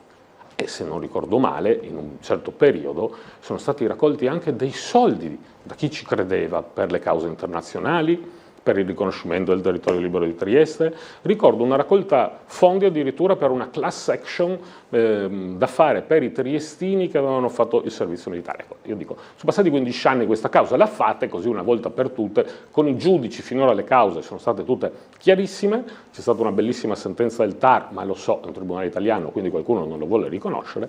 Ecco, noi però cerchiamo di parlare di cose concrete. Quando io parlo di extradoganalità dei punti franchi, e non di extraterritorialità, ma extradoganalità, che ha avuto già dei casi in Italia attuali, che sono Liviglio e Campione d'Italia, che poi l'Italia ha rinunciato a uno dei due come zona franca extradoganale. Quindi noi siamo molto concreti, e quando diciamo tirato fuori dal cassetto intendo rimesso all'ordine del giorno della politica e delle assemblee elettive. Siamo stati i primi, a proposito di Porto, del perché abbiamo, anche quando eravamo piccoli, in quel caso a Trieste eravamo intorno al 6,5%, siamo stati i primi in una pubblica commissione a portare a un tavolo i rappresentanti delle dogane e l'allora presidente Zeno D'Agostino. per parlare di questo, l'extradoganalità, quali sono i vantaggi fiscali, perché è importante? Perché è importante? Perché consente di fare manifattura, consente di avere delle condizioni di favore da un punto di vista fiscale per fare manifattura. Fare manifattura significa dare posti di lavoro, riportare in Italia aziende che magari se ne sono andate o insediarne di nuove, senza fare concorrenza al resto del territorio regionale. E questo lo ha capito il Consiglio regionale, perché tutti i documenti sull'extradoganalità portati da Fratelli d'Italia a Trieste hanno ricevuto l'unanimità. Non solo l'unanimità dei partiti, PD, 5 Stelle, ovviamente il centrodestra, ma anche l'unanimità dei territori, che era molto importante, cioè c'erano votato a favore goriziani, friulani e pordenonesi, che una volta avevano paura di manifattura nelle zone extradoganali dei punti franchi. Avevano paura che ne rubassimo, invece hanno colto che il porto di Trieste è il porto della regione, di più è il porto del paese, visto che adesso grazie a Giorgia Meloni è candidato alla Via del Cotone, perché la ricchezza del porto è molto importante, ma in questo momento bisogna dire che non investe ancora la città come potenzialmente potrebbe fare. E come può farlo? Può farlo per l'appunto riportando manifattura, posti di lavoro, ricchezza. E questo è centrale anche perché da un punto di vista del lavoro portuale temo che, come in tutto il mondo, la meccanizzazione e robotizzazione dei lavori sul lungo periodo non è che farà perdere i posti di lavoro che ci sono ora, le persone fisiche, ma in futuro ne occuperà meno. Quindi questo è fondamentale e non è parole, sono cose fatte, accettate dal governo. E voglio ricordare che i nuovi insediamenti che sono ad esempio andati ad assorbire parte della crisi industriale che ci fu all'epoca della Ferriera, già lo usano. E come ci riescono? Grazie al riconoscimento da parte del governo. Sottosegretario Bergamini che ha lavorato con Nicole Matteoni, quindi sono cose che stanno già avvenendo. Già in questo momento si fa manifattura nuova a Trieste, nei punti franchi, nelle zone extradoganali, con dei benefici fiscali di extradoganalità proprio per questo. Naturalmente noi dobbiamo riuscire, qual è l'ulteriore passaggio, rispetto a un risultato che oggi c'è, ci sono persone che ci lavorano. L'ulteriore passaggio, quindi dove è ancora la sfida su cui ci stiamo battendo a Trieste, in Regione e anche al governo con i nostri parlamentari. La sfida è fare una regola generale, perché ad oggi abbiamo portato a casa, penso a BAT, sì. Insediamento centrale ormai.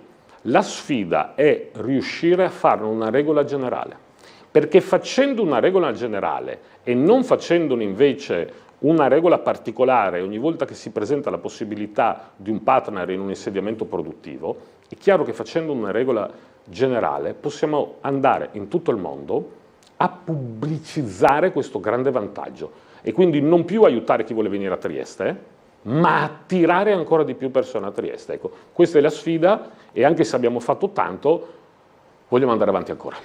Prima di andare in pubblicità soltanto c'è una mail che è più che altro una segnalazione, dice si potrebbe fare qualcosa, qualche controllo in più in questi giorni del Festival Triskel perché ogni anno ci sono posteggi selvaggi sui marciapiedi, mezzi che vanno contromano e con velocità come se fossero in pista, quindi insomma chiede questo telespettatore un po' più di attenzione. Andiamo in pubblicità, poi torniamo.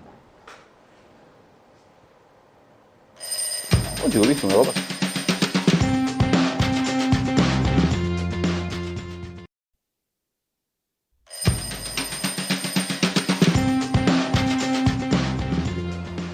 Allora, siamo in compagnia di Claudio Giacomelli, capogruppo di Fratelli d'Italia in Consiglio regionale. C'è una telefonata, sentiamo, buongiorno. Pronto, sì, forse io non ho capito, ma il segretario, come si chiama, Torbianelli, ha finito il suo mandato quando l'ha finito Zeno D'Agostino o sarebbe ancora in carica? Allora, quando Zeno D'Agostino, che però stava finendo il suo mandato e non poteva essere prorogato nuovamente per legge, se n'è andato un poco prima, evidentemente perché ovviamente aveva le sue occasioni professionali, se n'è andato via qualche mese prima, c'era bisogno di un commissario. Questo commissario è diventato Torbianelli. Poi nell'ambito di quei tavoli di concertazione politica che ci sono a Roma, e sono gli stessi tavoli che nominarono Zeno D'Agostino, ripeto, perché non si fanno concorsi, si indicano delle persone che ovviamente abbiano determinati curricula. Allora, a quel punto è diventato commissario Guerrieri, che sarà anche presidente quando si riuscirà a chiudere il quadro di tutti i porti italiani. A quel punto non era più commissario Torbianelli, ma era commissario Guerrieri. Il commissario Guerrieri ha nominato il dottor Torbianelli come segretario facente funzioni, perché il commissario può nominare un segretario temporaneo, può farlo o non può farlo, nel senso che, vado a memoria, potrei sbagliarmi, ma ad esempio prima di avere Sommariva il presidente Zeno D'Agostino fece dei mesi dando le funzioni ai dirigenti dell'autorità portuale. Se non sbaglio ancora prima, quando era presidente Marina Monassi, ne fece forse addirittura 6 o 8. Quindi quello che sta avvenendo è abbastanza la normalità, una delle possibilità. Cioè in questo momento, invece con facente funzioni, a tutti i dirigenti del porto, ciascuno con determinate deleghe, e credo che sia una buona idea, anche perché ad esempio il presidente Guerrieri ha fatto i primi 2 giorni della settimana, c'era anche il nostro assessore di Fratelli d'Italia Cristina Mirante, sulla partita IMEC, cioè sulla via del Cottone, che è una partita estremamente importante, perché la via India-Europa sarà di fondamentale importanza. Ci sono 3 concorrenti in questo momento, così dicono, uno sarebbe il Pireo, che però è comunque un porto in mano a livello quasi privatistico da parte di società cinesi, quindi qualcuno non lo vede bene. C'è fortissima la candidatura di Marsiglia, il governo ha individuato Trieste come terminal per la via del Cottone, ha indicato un commissario per questo, che è il dottor ambasciatore, un uomo di grandissima esperienza, Talò, che tra l'altro era già stato a Trieste poco prima per parlare di IMEC di via del Cottone. Naturalmente non parliamo di una strada di un'autostrada senza uscite, la via del Cottone è una via principale, però Trieste è una candidatura molto forte per la possibilità che, naturalmente dovremmo essere molto pronti da un punto di vista ferroviario. Quindi però è una partita enorme, ecco, quindi nel momento in cui il Presidente Guerrieri dovrà giocarsi questa partita insieme al nostro governo, Giorgia Meloni, l'ambasciatore Talò, ecco che il fatto di avere la squadra di dirigenti tutti operativi, secondo me è una buona forma, la forma che usò anche Zeno D'Agostino mentre aspettava di scegliere, alla fine scelse Sommariva. Quindi questo è un po' la realtà, insomma, la realtà, ecco, quando apro il pezzo del PD che dice il segretario generale, no, era un facente funzioni, non avrebbe potuto essere altrimenti, perché in questo momento dottor Guerrieri non è presidente ma è commissario, presto, prima possibile, speriamo, sarà presidente. Allora, il consigliere Giacomelli giustamente antepone gli interessi dei cittadini a quelli dei turisti. Il trasloco della stazione marittima a Portovivo sarebbe una mossa che va proprio in questo senso, rendendo il centro più accessibile ai residenti della città. Penso sia una questione che ha a che fare più che altro con i parcheggi, o con un ridisegno. È una delle possibilità. Io ovviamente non mi sostituisco all'assessore all'urbanistica del comune, è una delle possibilità.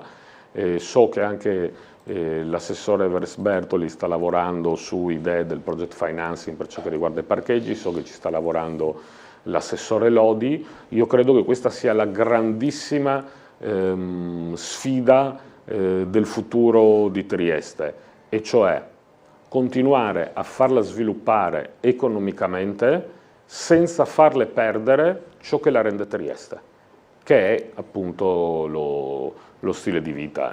Ripeto, anche su questo ci sono altre azioni che abbiamo fatto per mettere al centro i quartieri, le stiamo facendo a tutti i livelli, proprio in questa operazione quartiere al centro. Voglio ricordare ad esempio l'azione congiunta partita dalla circoscrizione, perché all'epoca il consigliere Tremul, oggi comunale, era in circoscrizione, partita dalla circoscrizione, passata in consiglio comunale, arrivata in regione, e abbiamo dato a 500 famiglie che non l'avevano mai avuto a Borgo San Sergio il prolungamento della 41, quindi non avevano questo servizio, e cioè dell'autobus, ovviamente con la grande collaborazione del Presidente di Trieste Trasporti Marzi. Abbiamo fatto un po' un filotto di persone di Fratelli d'Italia, perché anche le cose intraquartiere sono molto importanti.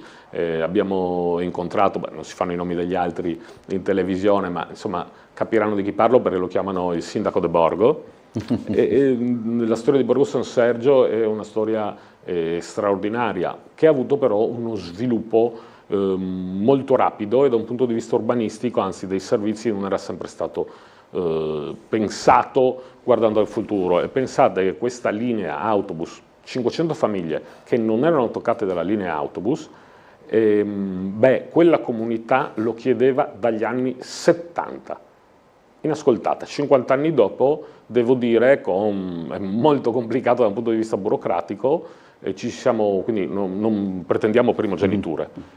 Però il fatto di essere quelli che ci sono riusciti, questo sì, perché è sotto gli occhi di tutti. E a proposito delle case ATER, perché anche lì la vivibilità è centrale, so che ha avuto anche alcune polemiche, e se ci sarà il tempo mi piacerebbe spiegarlo, l'iniziativa delle forze dell'ordine nelle case ATER, perché qualcuno ha capito male, qualcuno ha fatto polemica, e se c'è l'occasione io lo spiego. Già che ci siamo, allora, lo spieghiamo adesso. Abbiamo fatto, nella legge Omnibus, ho fatto un emendamento che dà al Friuli Venezia Giulia, alle ATER del Friuli Venezia Giulia, la possibilità, non l'obbligo, perché ci sono alcune regioni che l'hanno fatto, poche a dire il vero, però c'è un esempio molto interessante nel vicino Veneto.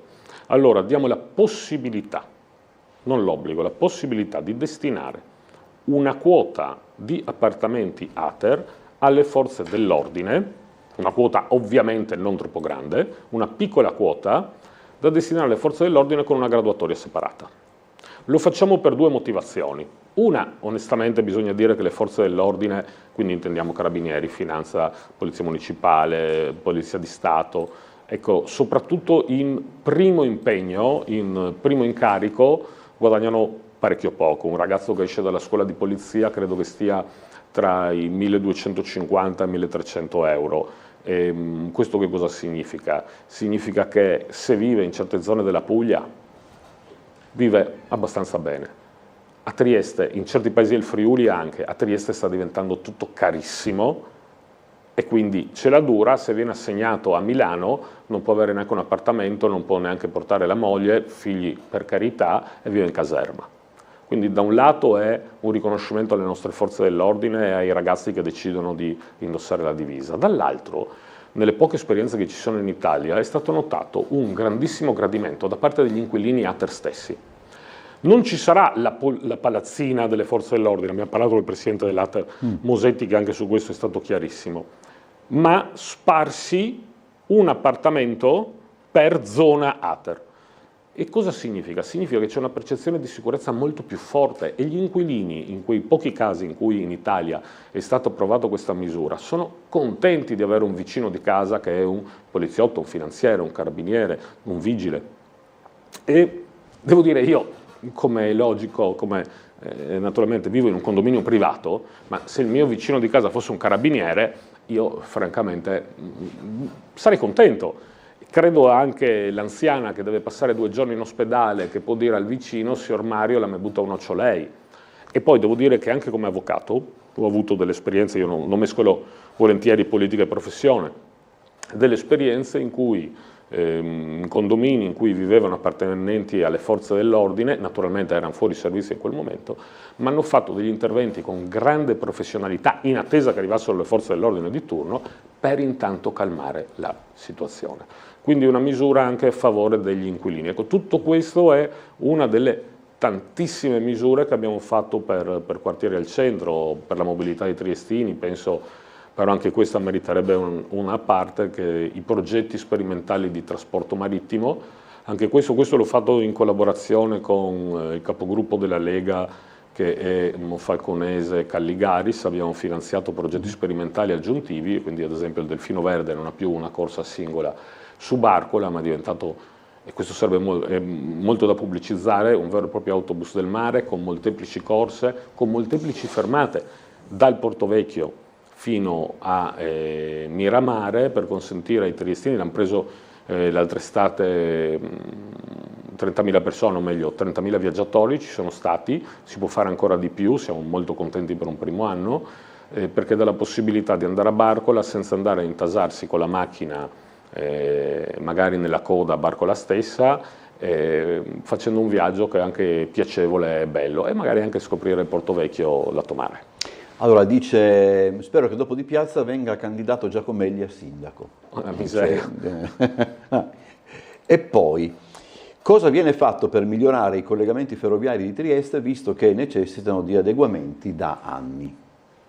Questo è una delle grandi sfide che ha questa regione.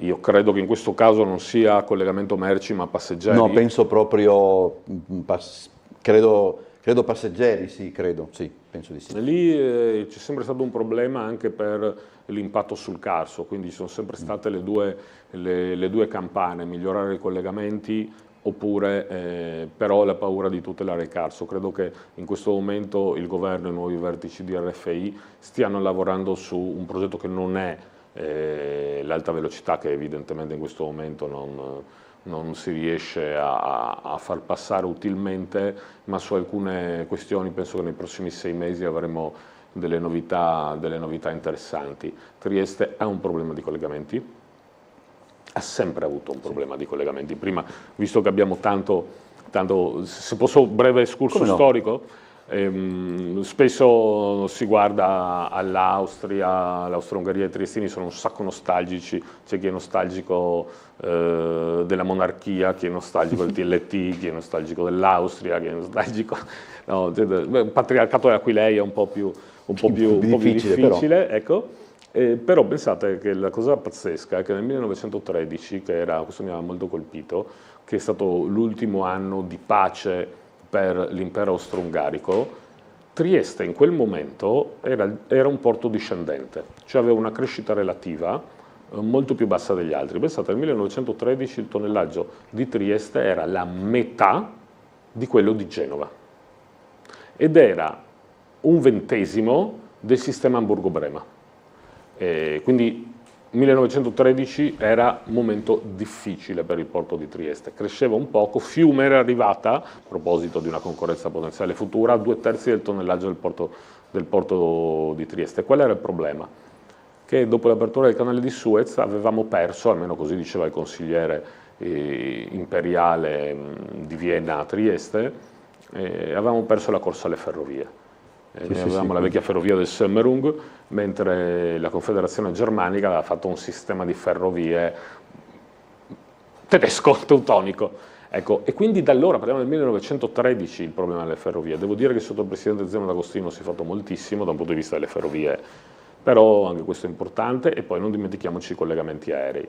A tutt'oggi credo che anche il collegamento aereo, ad esempio Trieste-Milano, sia finanziato dal pubblico, non è un collegamento che si regge. Il problema è che se non hai un collegamento stabile aereo con Roma, non esiste da un punto di vista amministrativo.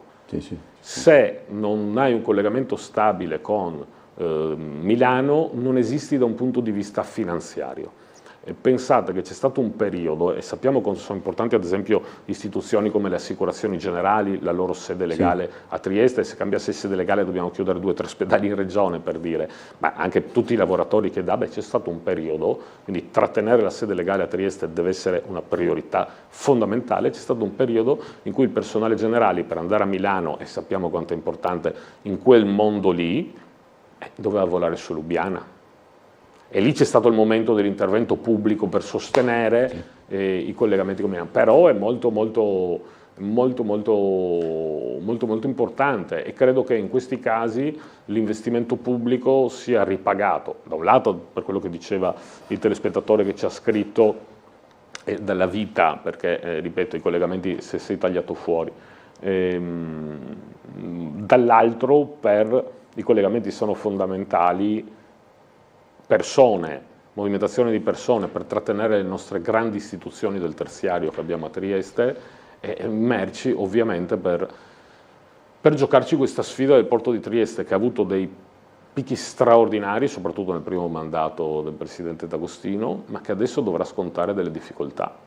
E questa grande salita di Capodistria e questa grande ripartenza di Fiume grazie a Merckx, dopo il divorzio con MSC qua a Trieste, colpa di nessuno naturalmente, però siamo in un momento in cui forse dobbiamo rilanciare ancora, anche al di là della via del cotone, che è una cosa fondamentale, ma quando arriva. Andiamo alla prossima telefonata. Buongiorno. Pronto? Pronto? Prego. Buongiorno. Buongiorno, una domanda al consigliere Giacomelli, no? Riguardo all'azienda sanitaria, precisamente l'ospedale di Catinara. Ecco, vorrei sapere, no? Se sono stati presi provvedimenti riguardo la carenza di personale nei vari reparti, le infezioni dopo operazioni, il ritardo nell'intervento a varie operazioni, no? E poi sorge la domanda, secondo lui va tutto bene, hanno migliorato? Perché io sinceramente, guardi, dopo una mia disavventura, se devo fare da 1 a 10 faccio 5, capisce? Ecco. E vorrei sapere se sono stati miglioramenti, invece di parlare d'altro, di parlare di questa situazione dell'azienda sanitaria. Salve, buongiorno. Allora, in questo momento la situazione della sanità regionale vale per Catinara, ma vale per qualsiasi presidio sanitario, grande o piccolo, che è in giro per la regione, è completamente variegata. Cioè abbiamo delle specialità chirurgiche che sono puntuali ed eccellenza, invece delle altre aree in cui è evidente che non ce la facciamo nonostante l'impegno degli operatori, in cui siamo indietro nelle liste d'attesa, siamo indietro nei tempi, e certo alcune, perché lo dicono gli indici, non è che lo dico io non mi invento cardiochirurgo da un giorno all'altro, gli dicono gli indici di efficienza, ci sono delle eccellenze e ci sono invece dei settori che non ce la fanno. E poi c'è un problema serio di carenza di personale, non solo a Catinara, non solo in Asugi, nel vero non solo in regione, ma in tutta Europa, persino in Germania. In questo momento la professione sanitaria non attira più ed è meglio, secondo chi ci lavora, è meglio farla nel privato invece che nel pubblico. È pazzesco come nel post-Covid questo si sia allargato a macchia d'olio in tutta Europa. Non c'è un solo paese, fino a 2 anni fa la Germania reggeva, non c'è un solo paese in questo momento che riesca a rispondere alla domanda di personale sanitario che abbiamo. Non c'è una sola regione, penso all'Emilia Romagna. L'Emilia Romagna di solito è messa peggio di noi, a noi ne mancano 1500 secondo qualcuno, a seconda poi i report non sono tutti uguali, non è matematica, in Emilia Romagna ne mancano 6000, quindi abbiamo un problema di crisi sanitaria. Io seguo sempre con molta attenzione quello che fa l'assessore Riccardi, noi di Fratelli d'Italia siamo molto attenti a quello che fa l'assessore Riccardi, anche se può sembrare una battuta come si è visto. Ci sono dei provvedimenti che in alcuni casi stanno funzionando. La sua visione, che però riguarda non tanto Trieste, che è un'area fortemente urbanizzata rispetto al resto della regione, che non possiamo continuare a fare tutto ovunque. In una regione di 1.200.000 abitanti, che bisogna creare dei poli di specializzazione. Di più, un altro grande problema è che ci manca completamente in regione delle eccellenze in determinati settori per cui le persone se ne vanno. Penso alle operazioni che si va a fare a Monastir, alle porte della nostra regione, ma in provincia di Treviso, penso a tutto un problema di riabilitazione, quindi il post-Covid ha lasciato in tutta Europa la sanità squassata, il telespettatore ha avuto una brutta esperienza, l'ho avuto anch'io, però ci sono altri invece settori in cui ci sono delle eccellenze. Adesso tutti i telespettatori leggono i giornali, seguono Tele4, sanno che in questo momento una delle grandi discussioni è la distribuzione delle premialità, perché è essenziale continuare a premiare il personale del sistema sanitario che sta soffrendo. Allora, economicamente intendo. Abbiamo ancora una telefonata, abbiamo tempo proprio per una risposta rapida e la telefonata deve essere abbastanza rapida, deve essere altrettanto rapida. Buongiorno. Sì, buongiorno, un saluto a lei, la redazione, al gentile ospite e a tutti i telespettatori Tele4. Ecco, l'informazione è questa. Una cosa che sinceramente mi dà fastidio terribilmente è il ruffianamento politico che ha Fratelli d'Italia nei confronti delle forze dell'ordine. Si è proprio veramente, politicamente parlando, nei confronti delle forze dell'ordine veramente viscidi. Secondo, sì, ok, d'accordo, ci mettiamo un poliziotto ogni palazzinata, ok, sono d'accordo, ci mettiamo una marea e mezza di extracomunitari, di triestini non se ne parla. Questo è una cosa, un dato di fatto. Terzo, lei ha affermato prima, politicamente parlando, che Trieste è diventata, carissima, ma vi dimenticate di dire che è diventata carissima grazie alla scellerata scelta politica che questa amministrazione comunale, politicamente parlando, ha combinato. Adesso, i presupposti economici per fare un'analisi di quello che ho detto ci sono tutti, manca il tempo, vi saluto, buona giornata. Okay. Bueno, sull'atteggiamento che ha Fratelli d'Italia nei confronti delle forze dell'ordine, che tanto sta antipatico al telespettatore, mi dispiace, non ci posso fare niente, noi ci crediamo profondamente nelle forze dell'ordine, ma siamo in una democrazia, quindi basta non votarci, ma non cambieremo. Non l'abbiamo mai fatto per convenienza il nostro atteggiamento, siamo grati alle forze dell'ordine, quindi se dà fastidio al telespettatore sono dispiaciuto ma non ci posso fare niente. Poi troppi extracomunitari nell'Ater, ci abbiamo provato, dopo 6 mesi che eravamo in Consiglio regionale per la prima volta eletti nel 2018 abbiamo fatto una legge per portare da 2 a 5 anni gli anni richiesti da residenza sul territorio per poter accedere alle case Ater, ma sono intervenuti i giudici e hanno cassato la norma cambiando anche un po' la giurisprudenza. Non è la prima volta che i giudici intervengono in questo. La terza cosa era Trieste è diventata carissima per le scellerate scelte dell'amministrazione comunale. No, mi sembra che francamente il Comune di Trieste sul carovita non c'entri nulla, è un fenomeno che è stato europeo. Io voglio ricordare che quando Giorgia Meloni si insedia si ritrova con un'inflazione quasi a doppia cifra, quindi credo che fosse oltre il 9 il mese in cui lei si è insediata. Adesso si è molto abbassata, ma continua a essere molto cara, soprattutto in alcuni settori. Trieste è una città cara, era una città cara, è una città cara sotto Di Piazza, era una città cara sotto Cosolini, era una città cara sotto Illy. Se potesse essere il Consiglio Comunale a influire sull'inflazione all'interno di un centro storico l'avrebbe già fatta, purtroppo non può. Grazie al consigliere regionale capogruppo Claudio Giacomelli di Fratelli d'Italia, buon lavoro. Adesso ne andiamo in pubblicità, poi sarà con noi Enrico Bullian del Patto per l'Autonomia.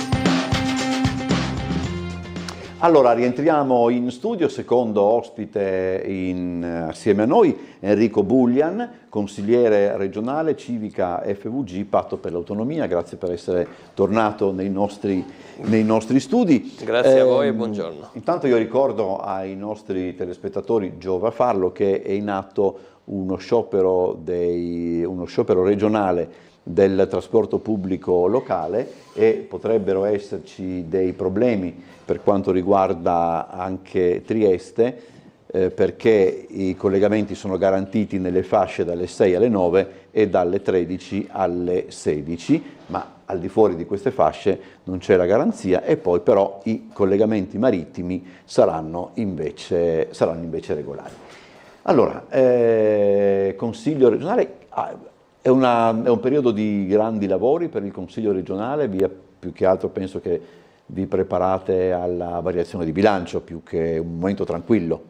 questo?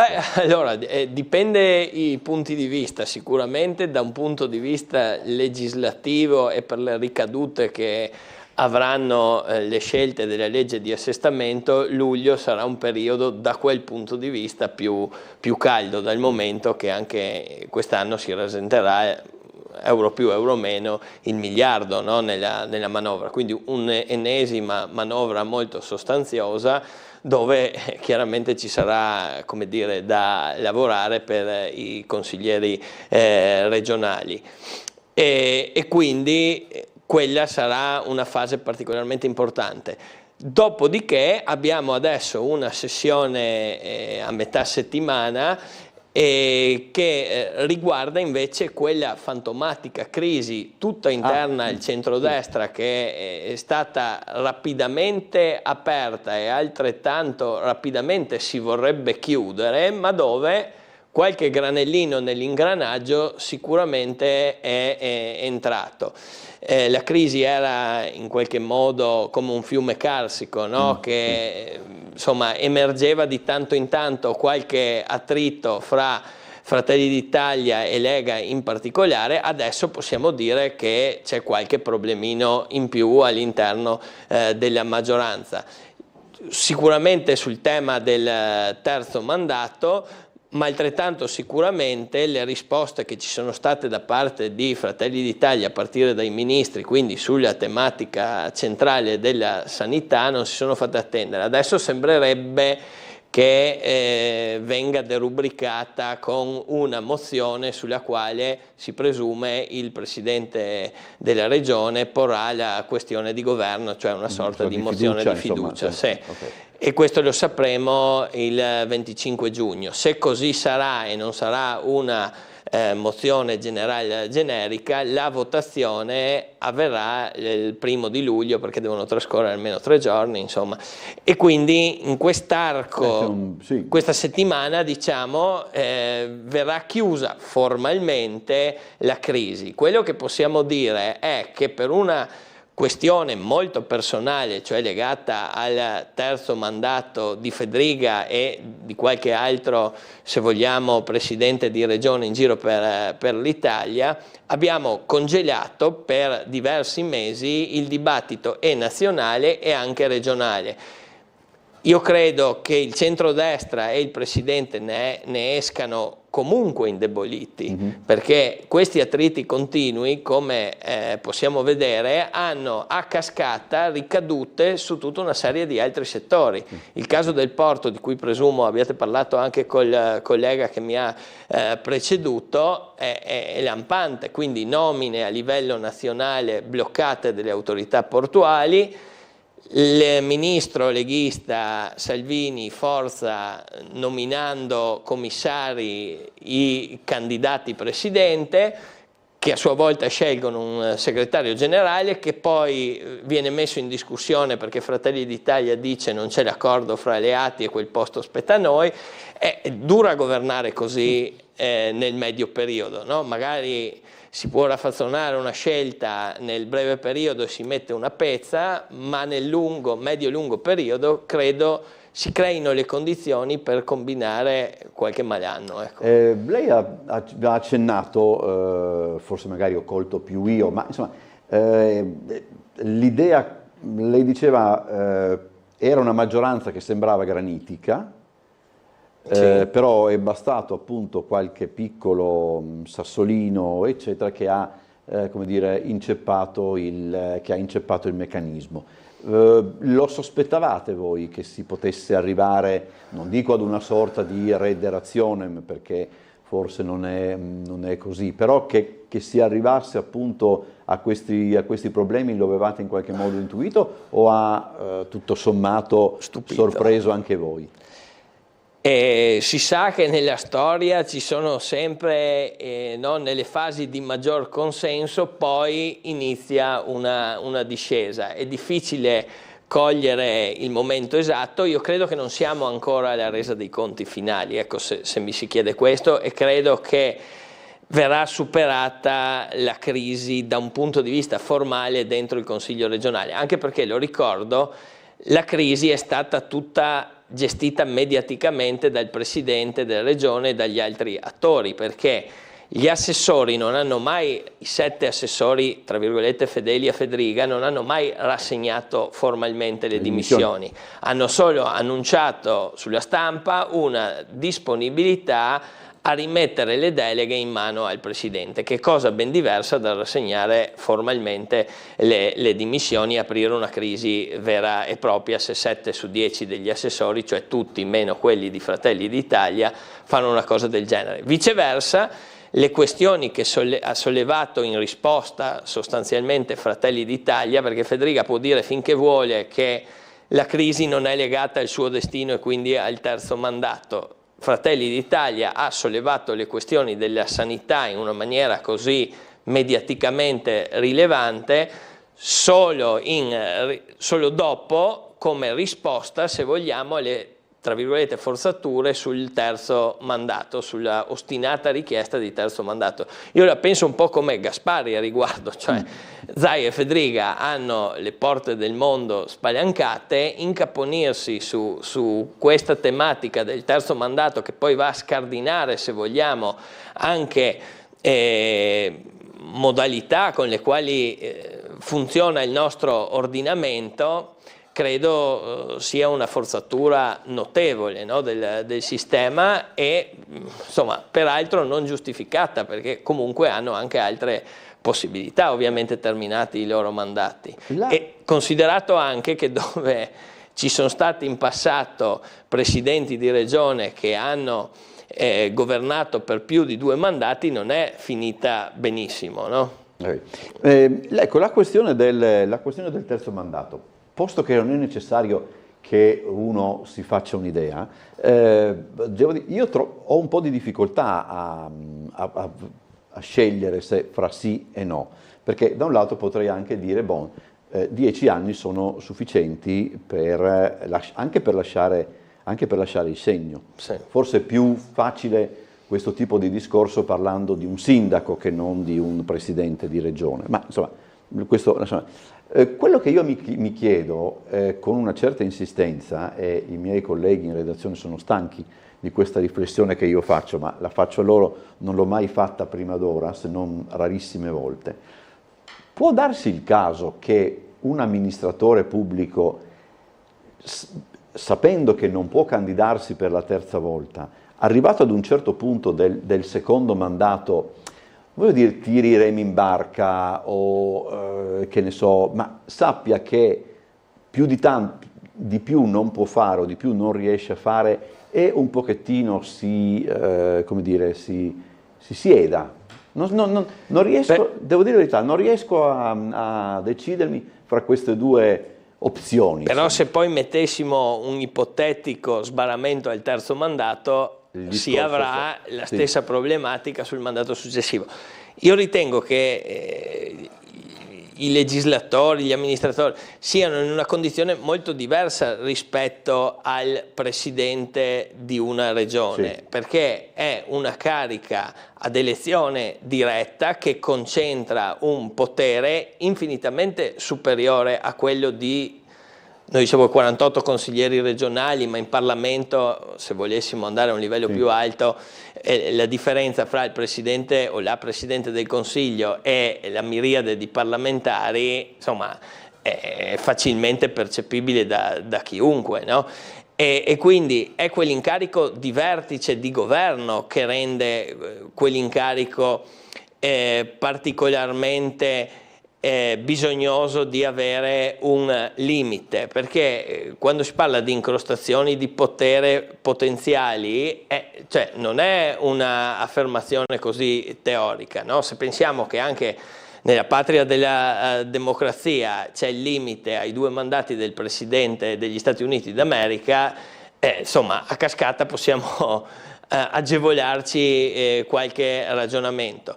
Dopodiché, quello che diceva lei, per risponderle nel merito, affermavo appunto che non finisce il mondo col secondo mandato in Veneto o in Friuli Venezia Giulia, quindi se uno avrà fatto bene in quell'incarico E quindi anche l'ultimo seconda parte di mandato avrà la possibilità di entrare in altri ruoli. Entrando in altri ruoli cambiano, perché in quel ruolo di vertice da Presidente della Regione è chiaro che può influenzare numerosissime nomine, e in questo senso le incrostazioni di potere non sono una teoria di Forza Italia, ma qualcosa di molto reale, no? Allora andiamo in pubblicità, poi torniamo. Perfetto.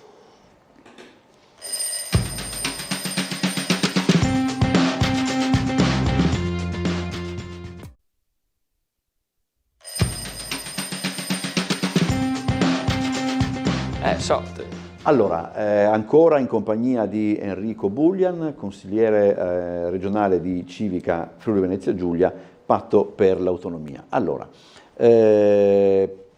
già che ne abbiamo parlato parecchio durante la prima parte, chiedo anche a lei, questione Torbianelli, Porto, eccetera, come la vedete, insomma?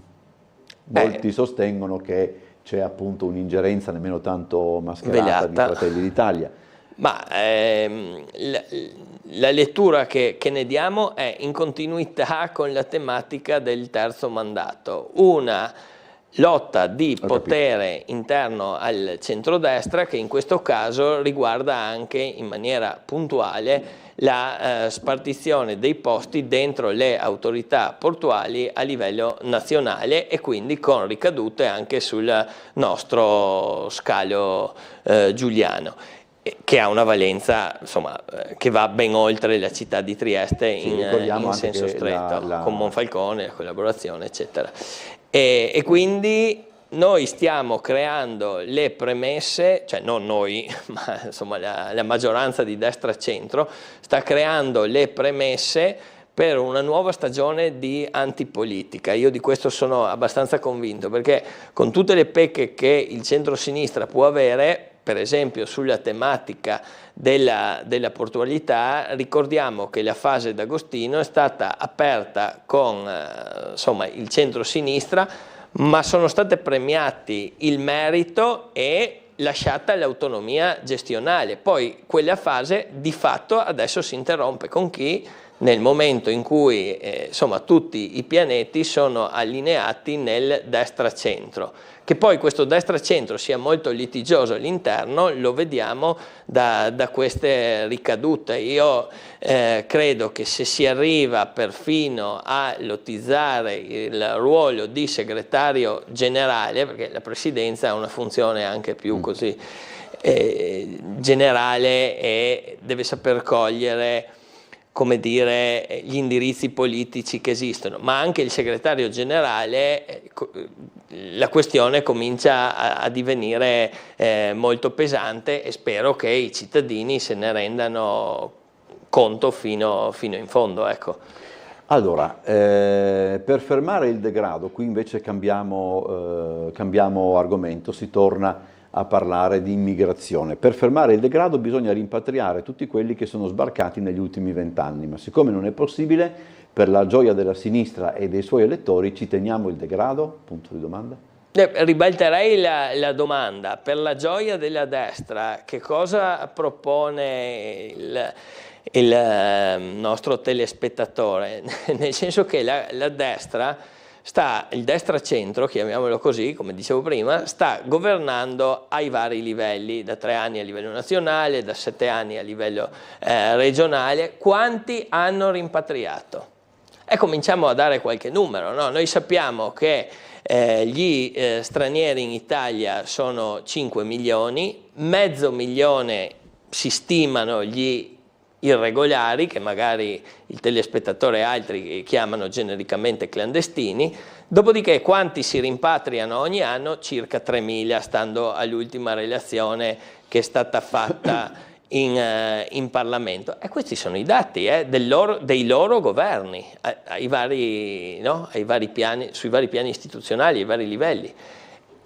Credo che se abbiamo mezzo milione di irregolari, una soluzione più razionale vada trovata, posto che se riusciamo a come dire, riportare nei loro paesi d'origine appena 3.000 all'anno, a parte che credo che non sia nemmeno giusto, perché all'interno del calderone degli irregolari ci sono posizioni molto differenziate. Una cosa è chi delinque con reati gravi, un'altra è considerare irregolare chi lavora da noi e ha dei problemi legati ai documenti. Credo che ci sia, se vogliamo affrontarla in maniera razionale, una differenza e una forbice molto ampia fra le varie casistiche, tant'è che 3.000 vengono rimpatriati e il resto del 500.000 no?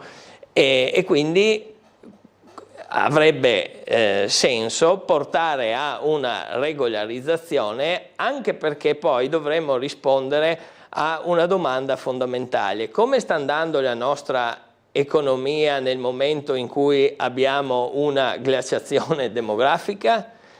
Sta andando che tutte le nostre aziende di quasi tutti i settori hanno estreme difficoltà a reperire il personale. Poi non lamentiamoci, noi possiamo anche sigillare i confini e a mio avviso nemmeno i governi di destra sono capaci, ma ammesso che ci riuscirebbero, cosa avremmo ottenuto? Un'economia di stampo autarchico dove mancano le badanti, mancano gli infermieri, mancano i medici, al ristorante non ho il cameriere, manca il muratore, manca l'idraulico, e saremmo in un'Italia migliore di quella che abbiamo adesso? Dubito.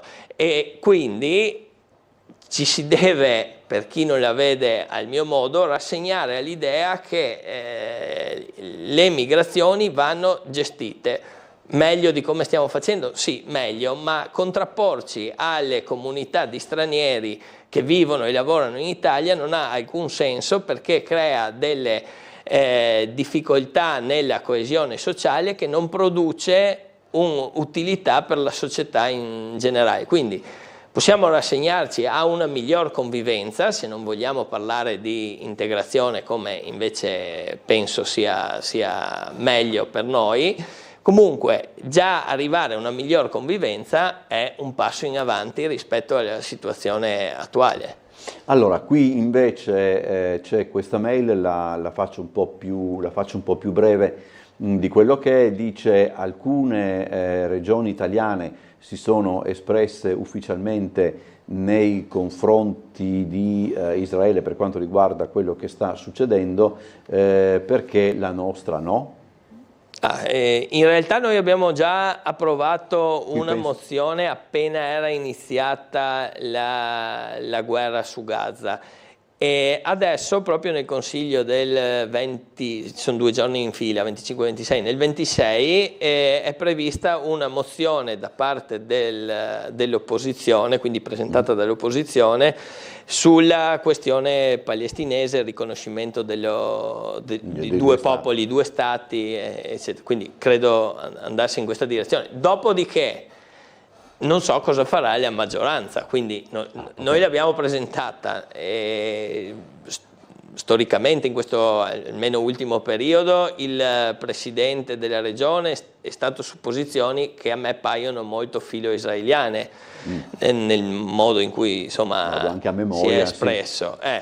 Quindi ho qualche dubbio che effettivamente venga approvata la nostra mozione. Comunque staremo a vedere. Noi il nostro l'abbiamo fatto. Credo che bisogna arrivare a posizioni ragionevoli che sono sul tavolo da decenni, quindi anche il riconoscimento dello Stato della Palestina è un punto centrale, come anche dalla mia prospettiva la condanna degli atti terroristici che ha messo in campo Hamas.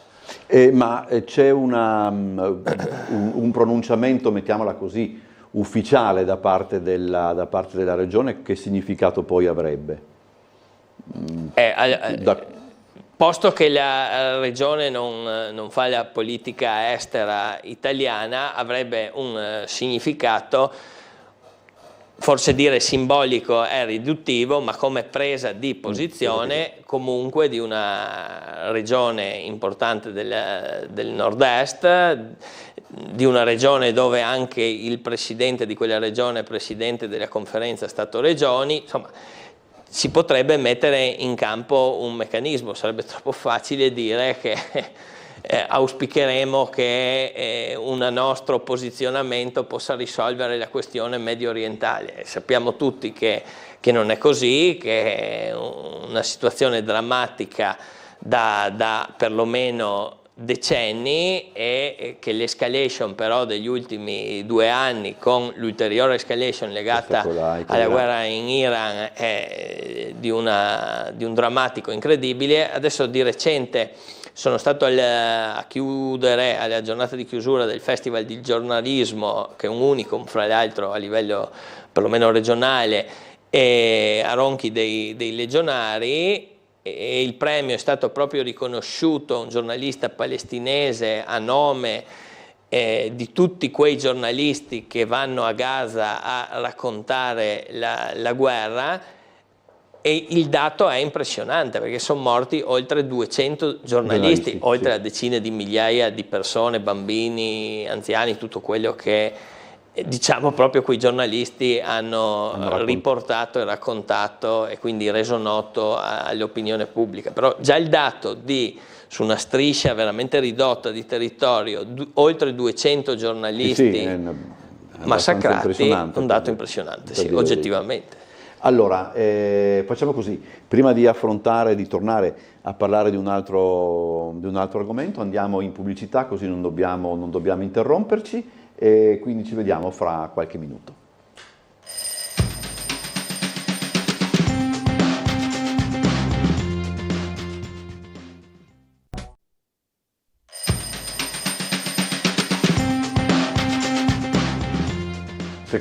Seconda sarebbe terza parte della presenza di Enrico Bullian, Civica Friuli Venezia Giulia, Patto per l'Autonomia, consigliere regionale in questa puntata di Sveglia Trieste. Parecchie mail. Allora, quella a cui facevo riferimento prima della pubblicità, il discorso demografico è una realtà di cui nessuno parla, per l'economia, per le pensioni, per le tasse, per la società. La invita proprio ad un'ulteriore riflessione su questo. Sì, certo che ci sono ricadute. Io l'avevo collegata in particolare all'assenza, alla mancanza di persone in età lavorativa, più che altro per il servizio che viene dato al resto della società, mettiamola così. È chiaro che ci sono tutta una serie di altre ricadute che adesso nell'intervento precedente non avevo considerato, ovvia quella sulle pensioni, ma altrettanto rilevanti sono quelle, pensiamo adesso, anche nella legge di assestamento che approderà in Consiglio a luglio, la tematica dell'edilizia scolastica. A mio avviso non è stata affrontata in maniera programmatoria per tempo, cioè si è lasciato troppo tempo anarchia fra i comuni, ovvero ogni comune tende a ristrutturare, riqualificare, ricostruire alle volte la propria scuola dell'infanzia, la propria scuola primaria. A me è capitato di inaugurare scuole dove i nuovi nati erano 3. Allora cerchiamo, è vero che poi potrebbero servire un territorio più ampio di piccoli comuni con Termini eccetera. La discesa demografica e quindi l'invecchiamento della popolazione porta a dover riconsiderare il numero, per esempio, di strutture scolastiche che abbiamo, perché le vogliamo anche a livelli molto più alti di sicurezza, che mal si coniugano con una rete molto diffusa e capillare che abbiamo. Sostanzialmente 20 anni fa avevamo il problema delle, tra virgolette, classi pollaio. Oggi abbiamo il problema delle classi sempre più vuote e a volte delle scuole chiuse con strutture seminuove, dove hai appena cambiato la caldaia, hai appena cambiato come comune che ne so, i serramenti, hai fatto il cappotto termico. Sono investimenti che andavano, a mio avviso, pianificati molto di più già a partire da qualche perlomeno anno fa. Poi c'è un'altra ricaduta sul sociosanitario molto evidente, no? l'invecchiamento della società porta anche a ripensare, se vogliamo, le funzioni e le specializzazioni degli ospedali e di tutto quello che è annesso anche al sociale. Possiamo fare riferimento alle residenze protette o case di riposo, sì, no? E ai servizi che vengono pensati all'abitare possibile, tutti questi servizi che possono essere anche innovativi per la terza età. E su questo, come dire, riorganizzare la rete ospedaliera puntando più sulle cronicità rispetto che le acuzie, come avevamo pensato gli ospedali fino ad oggi, è una sfida, se vogliamo, epocale. Su questo l'assessore ha iniziato a enunciarla a parole. Adesso vedremo, bisognerà vedere effettivamente i fatti e come verranno trasformati gli ospedali SPOC o insomma, i cosiddetti piccoli ospedali, no? Ecco, proprio per questo c'è una mail che la riguarda, diciamo così, anche come già sindaco di Turiaco, no? Perché chiede di spiegare, vado un po', la riassumo, le questioni. Dice per esempio l'assessore Riccardi ce l'ha su con uno della maggioranza perché difende l'ospedale di Spilimbergo, che è un ospedale più piccolo, eccetera. Com'è questa questione, proprio vista da un paese che non è grande, nel senso che noi a Trieste possiamo considerare determinate prese di posizioni come campanilistiche o altro, anche perché abbiamo a disposizione l'ospedale in città e quindi è un discorso completamente differente da quello che si può fare nei paesi più piccoli. Allora, l'impostazione degli ospedali è stata pensata a livelli più alti fino a livello regionale per hub con quindi strutture primarie e gli SPOC che sono gli ospedali più piccoli. Quindi gli hub sono 3 fondamentalmente, no? Quindi Trieste, Udine e Pordenone. Poi ci sono una serie di altri ospedali SPOC. Nel mio territorio, l'Isontino, ce ne sono ad esempio 2, Monfalcone e Gorizia. E finalmente, in occasione del dibattito... Perdoni, non c'entra la grandezza della struttura? Adesso ci arrivavo diciamo che oscillano all'interno un range molto ampio, quindi la forbice può essere molto ampia, dal più piccolo, che è Spilimbergo per volumi di attività, al più grande degli ospedali SPOC, che è quello di Monfalcone, perché Monfalcone ha delle caratteristiche del tutto particolari, e sulla questione demografica di cui abbiamo parlato, perché sostanzialmente è l'unico comune di una certa dimensione in controtendenza sul trend demografico. Ci sono più del 30% di stranieri che hanno una prolificità diversa rispetto alla nostra, quindi un numero di figli per famiglia maggiore, e quindi il trend demografico è in crescita ed è uno dei pochi casi dove mancano scuole invece di averne troppe, per esempio, no?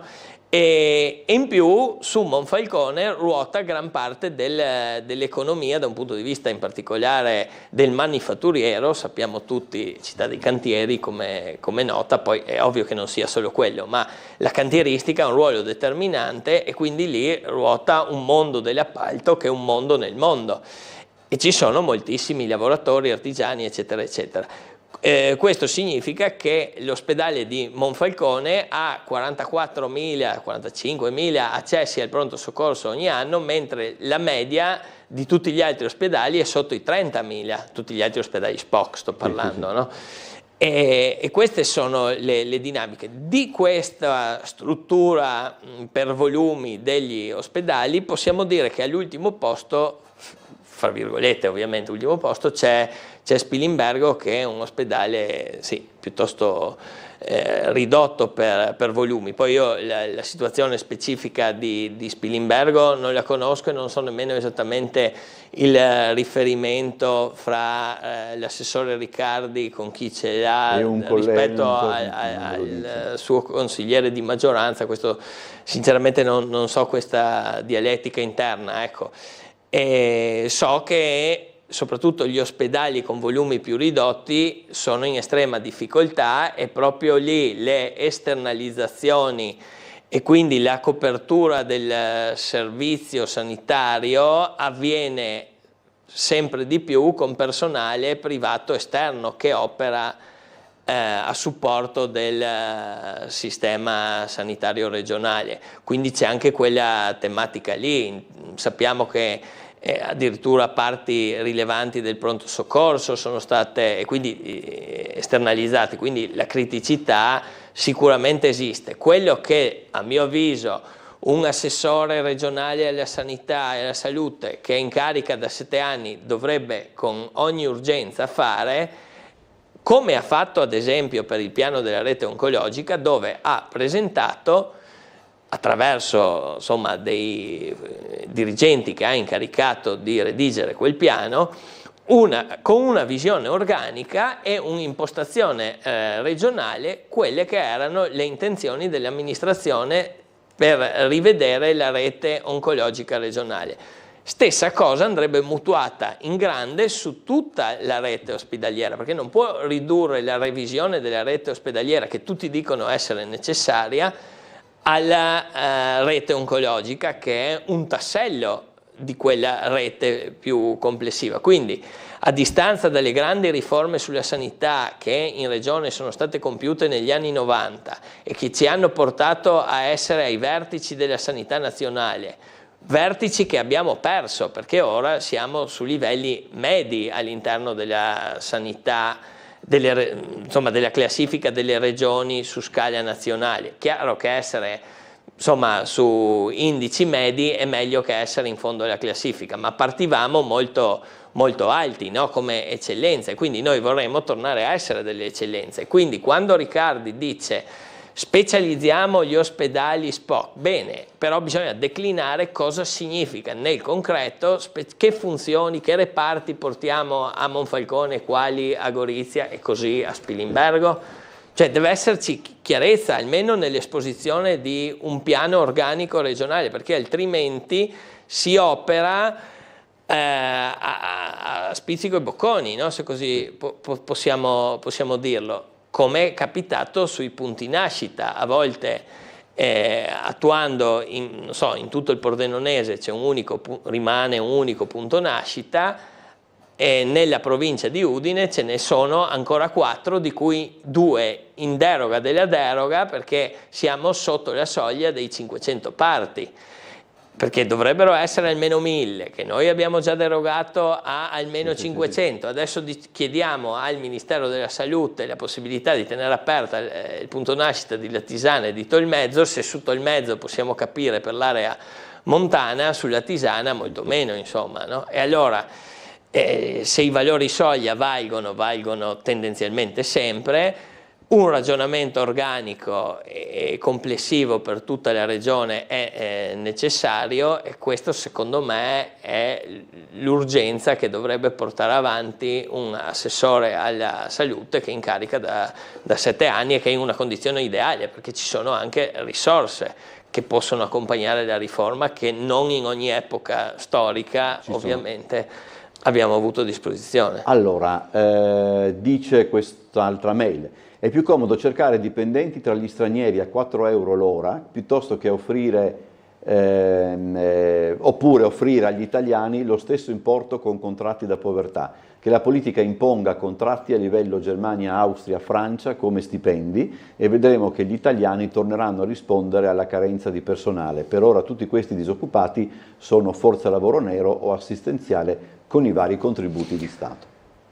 Sono d'accordo a metà e poi pongo una domanda: di chi è la colpa se delle persone di origine straniera vengono contrattualizzate a 4 euro, della persona di origine straniera che si prende 900 euro al mese o di un sistema perverso che rende possibile contrattualizzare le persone a 900, dei lavoratori a 900 euro al mese? Io penso la seconda, quindi lì ci sarebbe un lungo dibattito su tutte le tipologie di contratti che esistono, contratti nazionali che sono troppi e sono esagerati. Pensiamo che dentro, per esempio, il cantiere navale di Monfalcone esistono una miriade di contratti che rendono possibile questo dumping salariale, che dobbiamo riconoscere essere scorretto, perché una paga dignitosa va data a tutti i lavoratori e le lavoratrici, indipendentemente dall'origine e dalla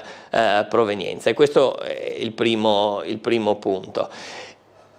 In subordine io ritengo che un salario minimo sia corretto come scelta di fondo, che ci porterebbe a un aumento dei livelli salariali, perlomeno per avvicinarsi a cosa succede nel resto dell'Europa, perché noi sappiamo che siamo fra gli ultimi a livello salariale, con salari sostanzialmente fermi da anni. E queste devono essere anche le direttrici che ci guidano su una riforma che riguardi i lavoratori.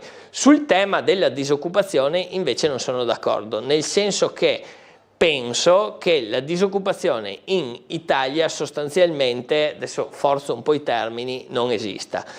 Ovvero, noi qua abbiamo una disoccupazione molto bassa del 5%, dipende magari dai periodi di rilevazione, ma comunque piuttosto bassa in generale, se vogliamo, anche nel nord Italia. Non credo sia particolare merito dell'amministrazione regionale, che può aver dato un contributo, ma insomma è la tendenza, perché si riducono il numero delle persone in età lavorativa e quindi sostanzialmente chi vuole lavorare un'occupazione tendenzialmente la trova. Sappiamo anche che è piuttosto diffuso, soprattutto nel resto del paese, soprattutto al sud in questo caso, il lavoro nero, quindi le statistiche del sud sono un po' sbagliate, sì, oggettivamente, non lo dico con nessun secondo fine, sono oggettivamente un po' drogate, viziate da questo aspetto. Quindi non può passare l'idea che se aumentassimo le retribuzioni, assorbissimo questa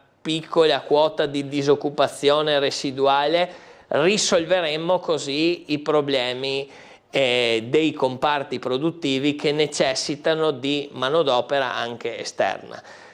Non credo che Confindustria e le altre associazioni di categoria degli imprenditori e degli artigiani abbiano particolare simpatia per l'immigrazione, no? Tanto da chiederne le quote, credo facciano un calcolo funzionale alle esigenze delle loro aziende. Quindi non c'è nessun buonismo in questo, c'è la consapevolezza che per far girare l'economia e in questo senso farne beneficiare tutta la società serve chi materialmente produce e quindi ci servono persone in età lavorativa che noi oggi non abbiamo. Allora, qui invece c'è, questa si collega, è una roba un po' triestina, ma insomma gliela pongo ugualmente come ragionamento, e si collega anche alle questioni secondo, terzo mandato, eccetera. Dice: quando una persona lavora bene si potrebbe anche confermarla indipendentemente dal resto. Sto pensando alla direttrice del Castello di Miramare, Andreina Contessa, che ha fatto un lavoro meraviglioso e che adesso lascia. Io non so se lei conosce più o meno, insomma, mi sembra che questa, la dottoressa Contessa certamente ha lasciato un segnale, un segno, più che un segnale, un segno importante della sua presenza al Castello di Miramare. La gente avrebbe voluto che rimanesse, ma insomma non è possibile, purtroppo. Sì, qua ha più a che fare con la rotazione degli incarichi dirigenziali collegati agli organi statali o periferici dello Stato, rispetto all'incarico elettivo di cui stavamo parlando prima. Sì, no, è un discorso... Poi qua nessuno ha la verità in tasca, no? A mio avviso un aspetto è quello che ha colto la telespettatrice, un altro aspetto da ponderare è anche che dopo 8 anni che una persona sta nello stesso incarico, io ho fatto per 2 mandati il sindaco in un comune, magari iniziano anche a diminuire le motivazioni, quindi un riciclo, no? E un ricambio delle persone può alle volte produrre anche risultati positivi, portare idee, forze nuove. Ecco, non peserei solo una parte della medaglia. No? Qui la questione contesta sì, dopo diventa... per Trieste poi è... No, poi lei sa, quando Trieste poi si innamora fanno bene, fanno bene. Ho fatto comunque un lavoro egregio, bisogna dirlo assolutamente. C'è una telefonata, sentiamo. Buongiorno. Pronto, buongiorno. Prego. Io ho ascoltato prima di quello che parlava del lavoro, della disoccupazione a Trieste. Allora io le parlo della mia situazione personale, che poi non penso di essere l'unica perché anche altre mie amiche sono nella stessa medesima condizione. Allora naturalmente il mio compagno ha 52 anni, dove si presenta in certi posti naturalmente troppo anziano, vecchio, diciamo come vogliono loro. Poi lui non è, diciamo, che è un tipo con la puzza sto il naso, qualsiasi cosa che gli capita, non avendo un diploma particolare e avendo anche lui le sue carenze, nel senso non può fare tutto, è da 2 anni che sta cercando, è riuscito a lavorare in 2 anni, in 2 mesi circa. Io dico, no, contratti di 15 giorni, contratti di 1 mese, contratti di 1 mese e mezzo, non servono a far andare avanti, diciamo, una persona, perché una persona deve mangiare, pagarsi le bollette e tutto il resto. Adesso a un ultimo colloquio, e non voglio neanche raccontare a chi, prima, sì, ti prendiamo, prenditi gli abiti, questo, quell'altro, spariti. Cioè, io capisco che il mondo del lavoro adesso è difficile, ma io chiedo al suo ospite, cioè, veramente una persona che supera i 50 anni, no? E visto che si propone per tutto, pulizie, tutto quello che trova, anche queste agenzie interinali a cui ti iscrivi, nessuno l'ha mai chiamato, cioè se non era per un caso di conoscenza, che conoscevo un mio amico dove avevo lavorato 1 mese e mezzo, lui finora non ha lavorato da nessuna parte, cioè penso che questo sia un problema molto grosso per Trieste e soprattutto molto grosso per chi supera i 50 anni, quindi volevo un'opinione del suo ospite. Grazie signora. Prego. Sì, su casi degli over 50 è ancora peggio man mano che aumenta l'età e si approssima all'età pensionabile. È chiaro che c'è una difficoltà maggiore di ricollocazione rispetto a un 20, 30enne, 40enne, no? Su questo capisco la difficoltà e chiaramente esistono anche, adesso non conosco il caso concreto, ma esistono anche degli strumenti di accompagnamento anche in occasioni, e ce ne sono a Trieste, piuttosto note fra l'altro, in occasioni di crisi industriali, no? E a Trieste sappiamo che il manifatturiero è più in crisi rispetto ad altre aree regionali del nord Italia, ecco, se vogliamo, quindi sicuramente la situazione va monitorata, specie per determinate fasce d'età che vanno accompagnate il più possibile in una riqualificazione professionale. Poi anch'io ritengo che il sistema delle agenzie per il lavoro non funzioni benissimo, d'altra parte insomma, negli anni 90-2000 si è liberalizzata quella gestione della ricerca dell'impiego. Secondo me gli esiti anche da un punto di vista qualitativo non sono eccellenti, però sì, in questo caso purtroppo è andata così, ecco. Allora, qui c'è una mail che proprio collegandosi a questa telefonata dice, o comunque parlando di lavoro, pensioni, eccetera, dice: perché non potrebbe essere consentito ad una persona che supera una certa età ed ha ancora anni di lavoro da fare prima di arrivare alla pensione, di ottenere un part-time ed eventualmente fare da tutor ad un giovane che potrebbe essere inserito nel mondo del lavoro. Sì, quindi sostanzialmente agevolare un passaggio di consegne, riducendo l'orario nella fase finale prossima alla pensione. Perché queste sono come dire, riforme che necessitano un livello nazionale, no? Sì, è una discussione più a livello... Sì, a livello nazionale, dopodiché mi pare ragionevole. Uno dei grossi limiti della pubblica amministrazione, ad esempio, proprio nei 2 mandati che ho fatto da sindaco e quello prima che avevo fatto da assessore, uno dei grossi limiti era il mancato passaggio di consegne, perché tu per poter assumere una persona, specie nei comuni piccoli, dovevi attendere che si liberasse il posto e andasse in pensione la persona da sostituire, quindi non avevi il passaggio di consegne da un punto di vista formale neanche di un giorno.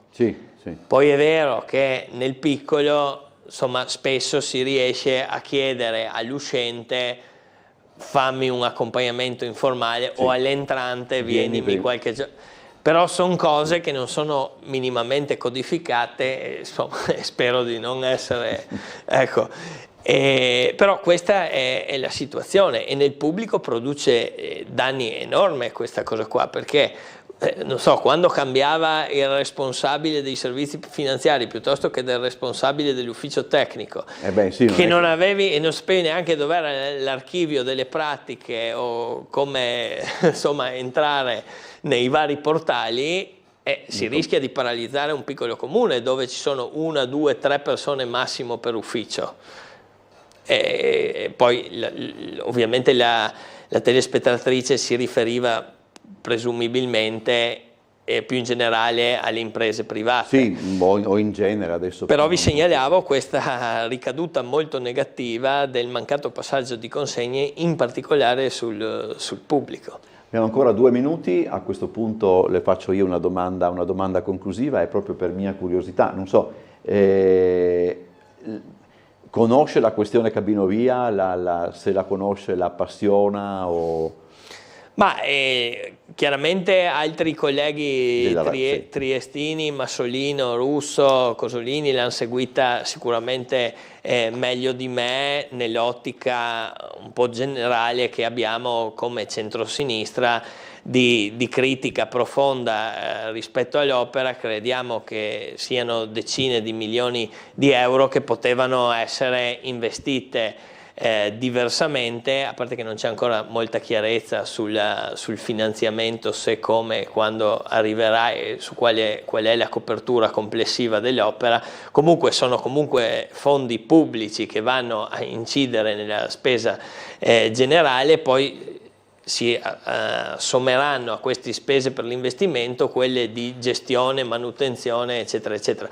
Quindi probabilmente non è stata fatta la scelta migliore per la città, e noi politicamente questo lo diciamo e lo diremo soprattutto quando ci sarà il rinnovo elettorale, dal momento che credo anche il centrodestra sia in difficoltà sulla questione, e al rinnovo elettorale questa questione avrà un peso, si presume, negativo per l'amministrazione uscente. Allora, siamo in chiusura, io ringrazio il consigliere regionale del Patto per l'Autonomia Civica Friuli Venezia Giulia, Enrico Buglian. Grazie a lei e ai telespettatori. Con noi. Ringrazio anche i telespettatori che hanno molto scritto. Sono stati frizzanti. Sì, ma hanno molto scritto oggi. Ringrazio i telespettatori. Vi ricordo che oggi, essendo venerdì, c'è l'appuntamento con Ring a partire dalle 21:10 circa. Noi ci rivediamo anche alle 13:20 per il telegiornale, alle 17:55 con Trieste in diretta, che oggi, essendo venerdì, si occupa di cultura e spettacolo più segnatamente, e poi alle 19:30 invece con l'edizione serale del nostro telegiornale. Ho detto tutto, ci vediamo più tardi, buona giornata, ricordatevi che oggi c'è sciopero degli autobus, per cui la fascia garantita è quella dalle 13 alle 16, sì, e quindi fate attenzione anche a questo. Buona giornata, ci vediamo dopo.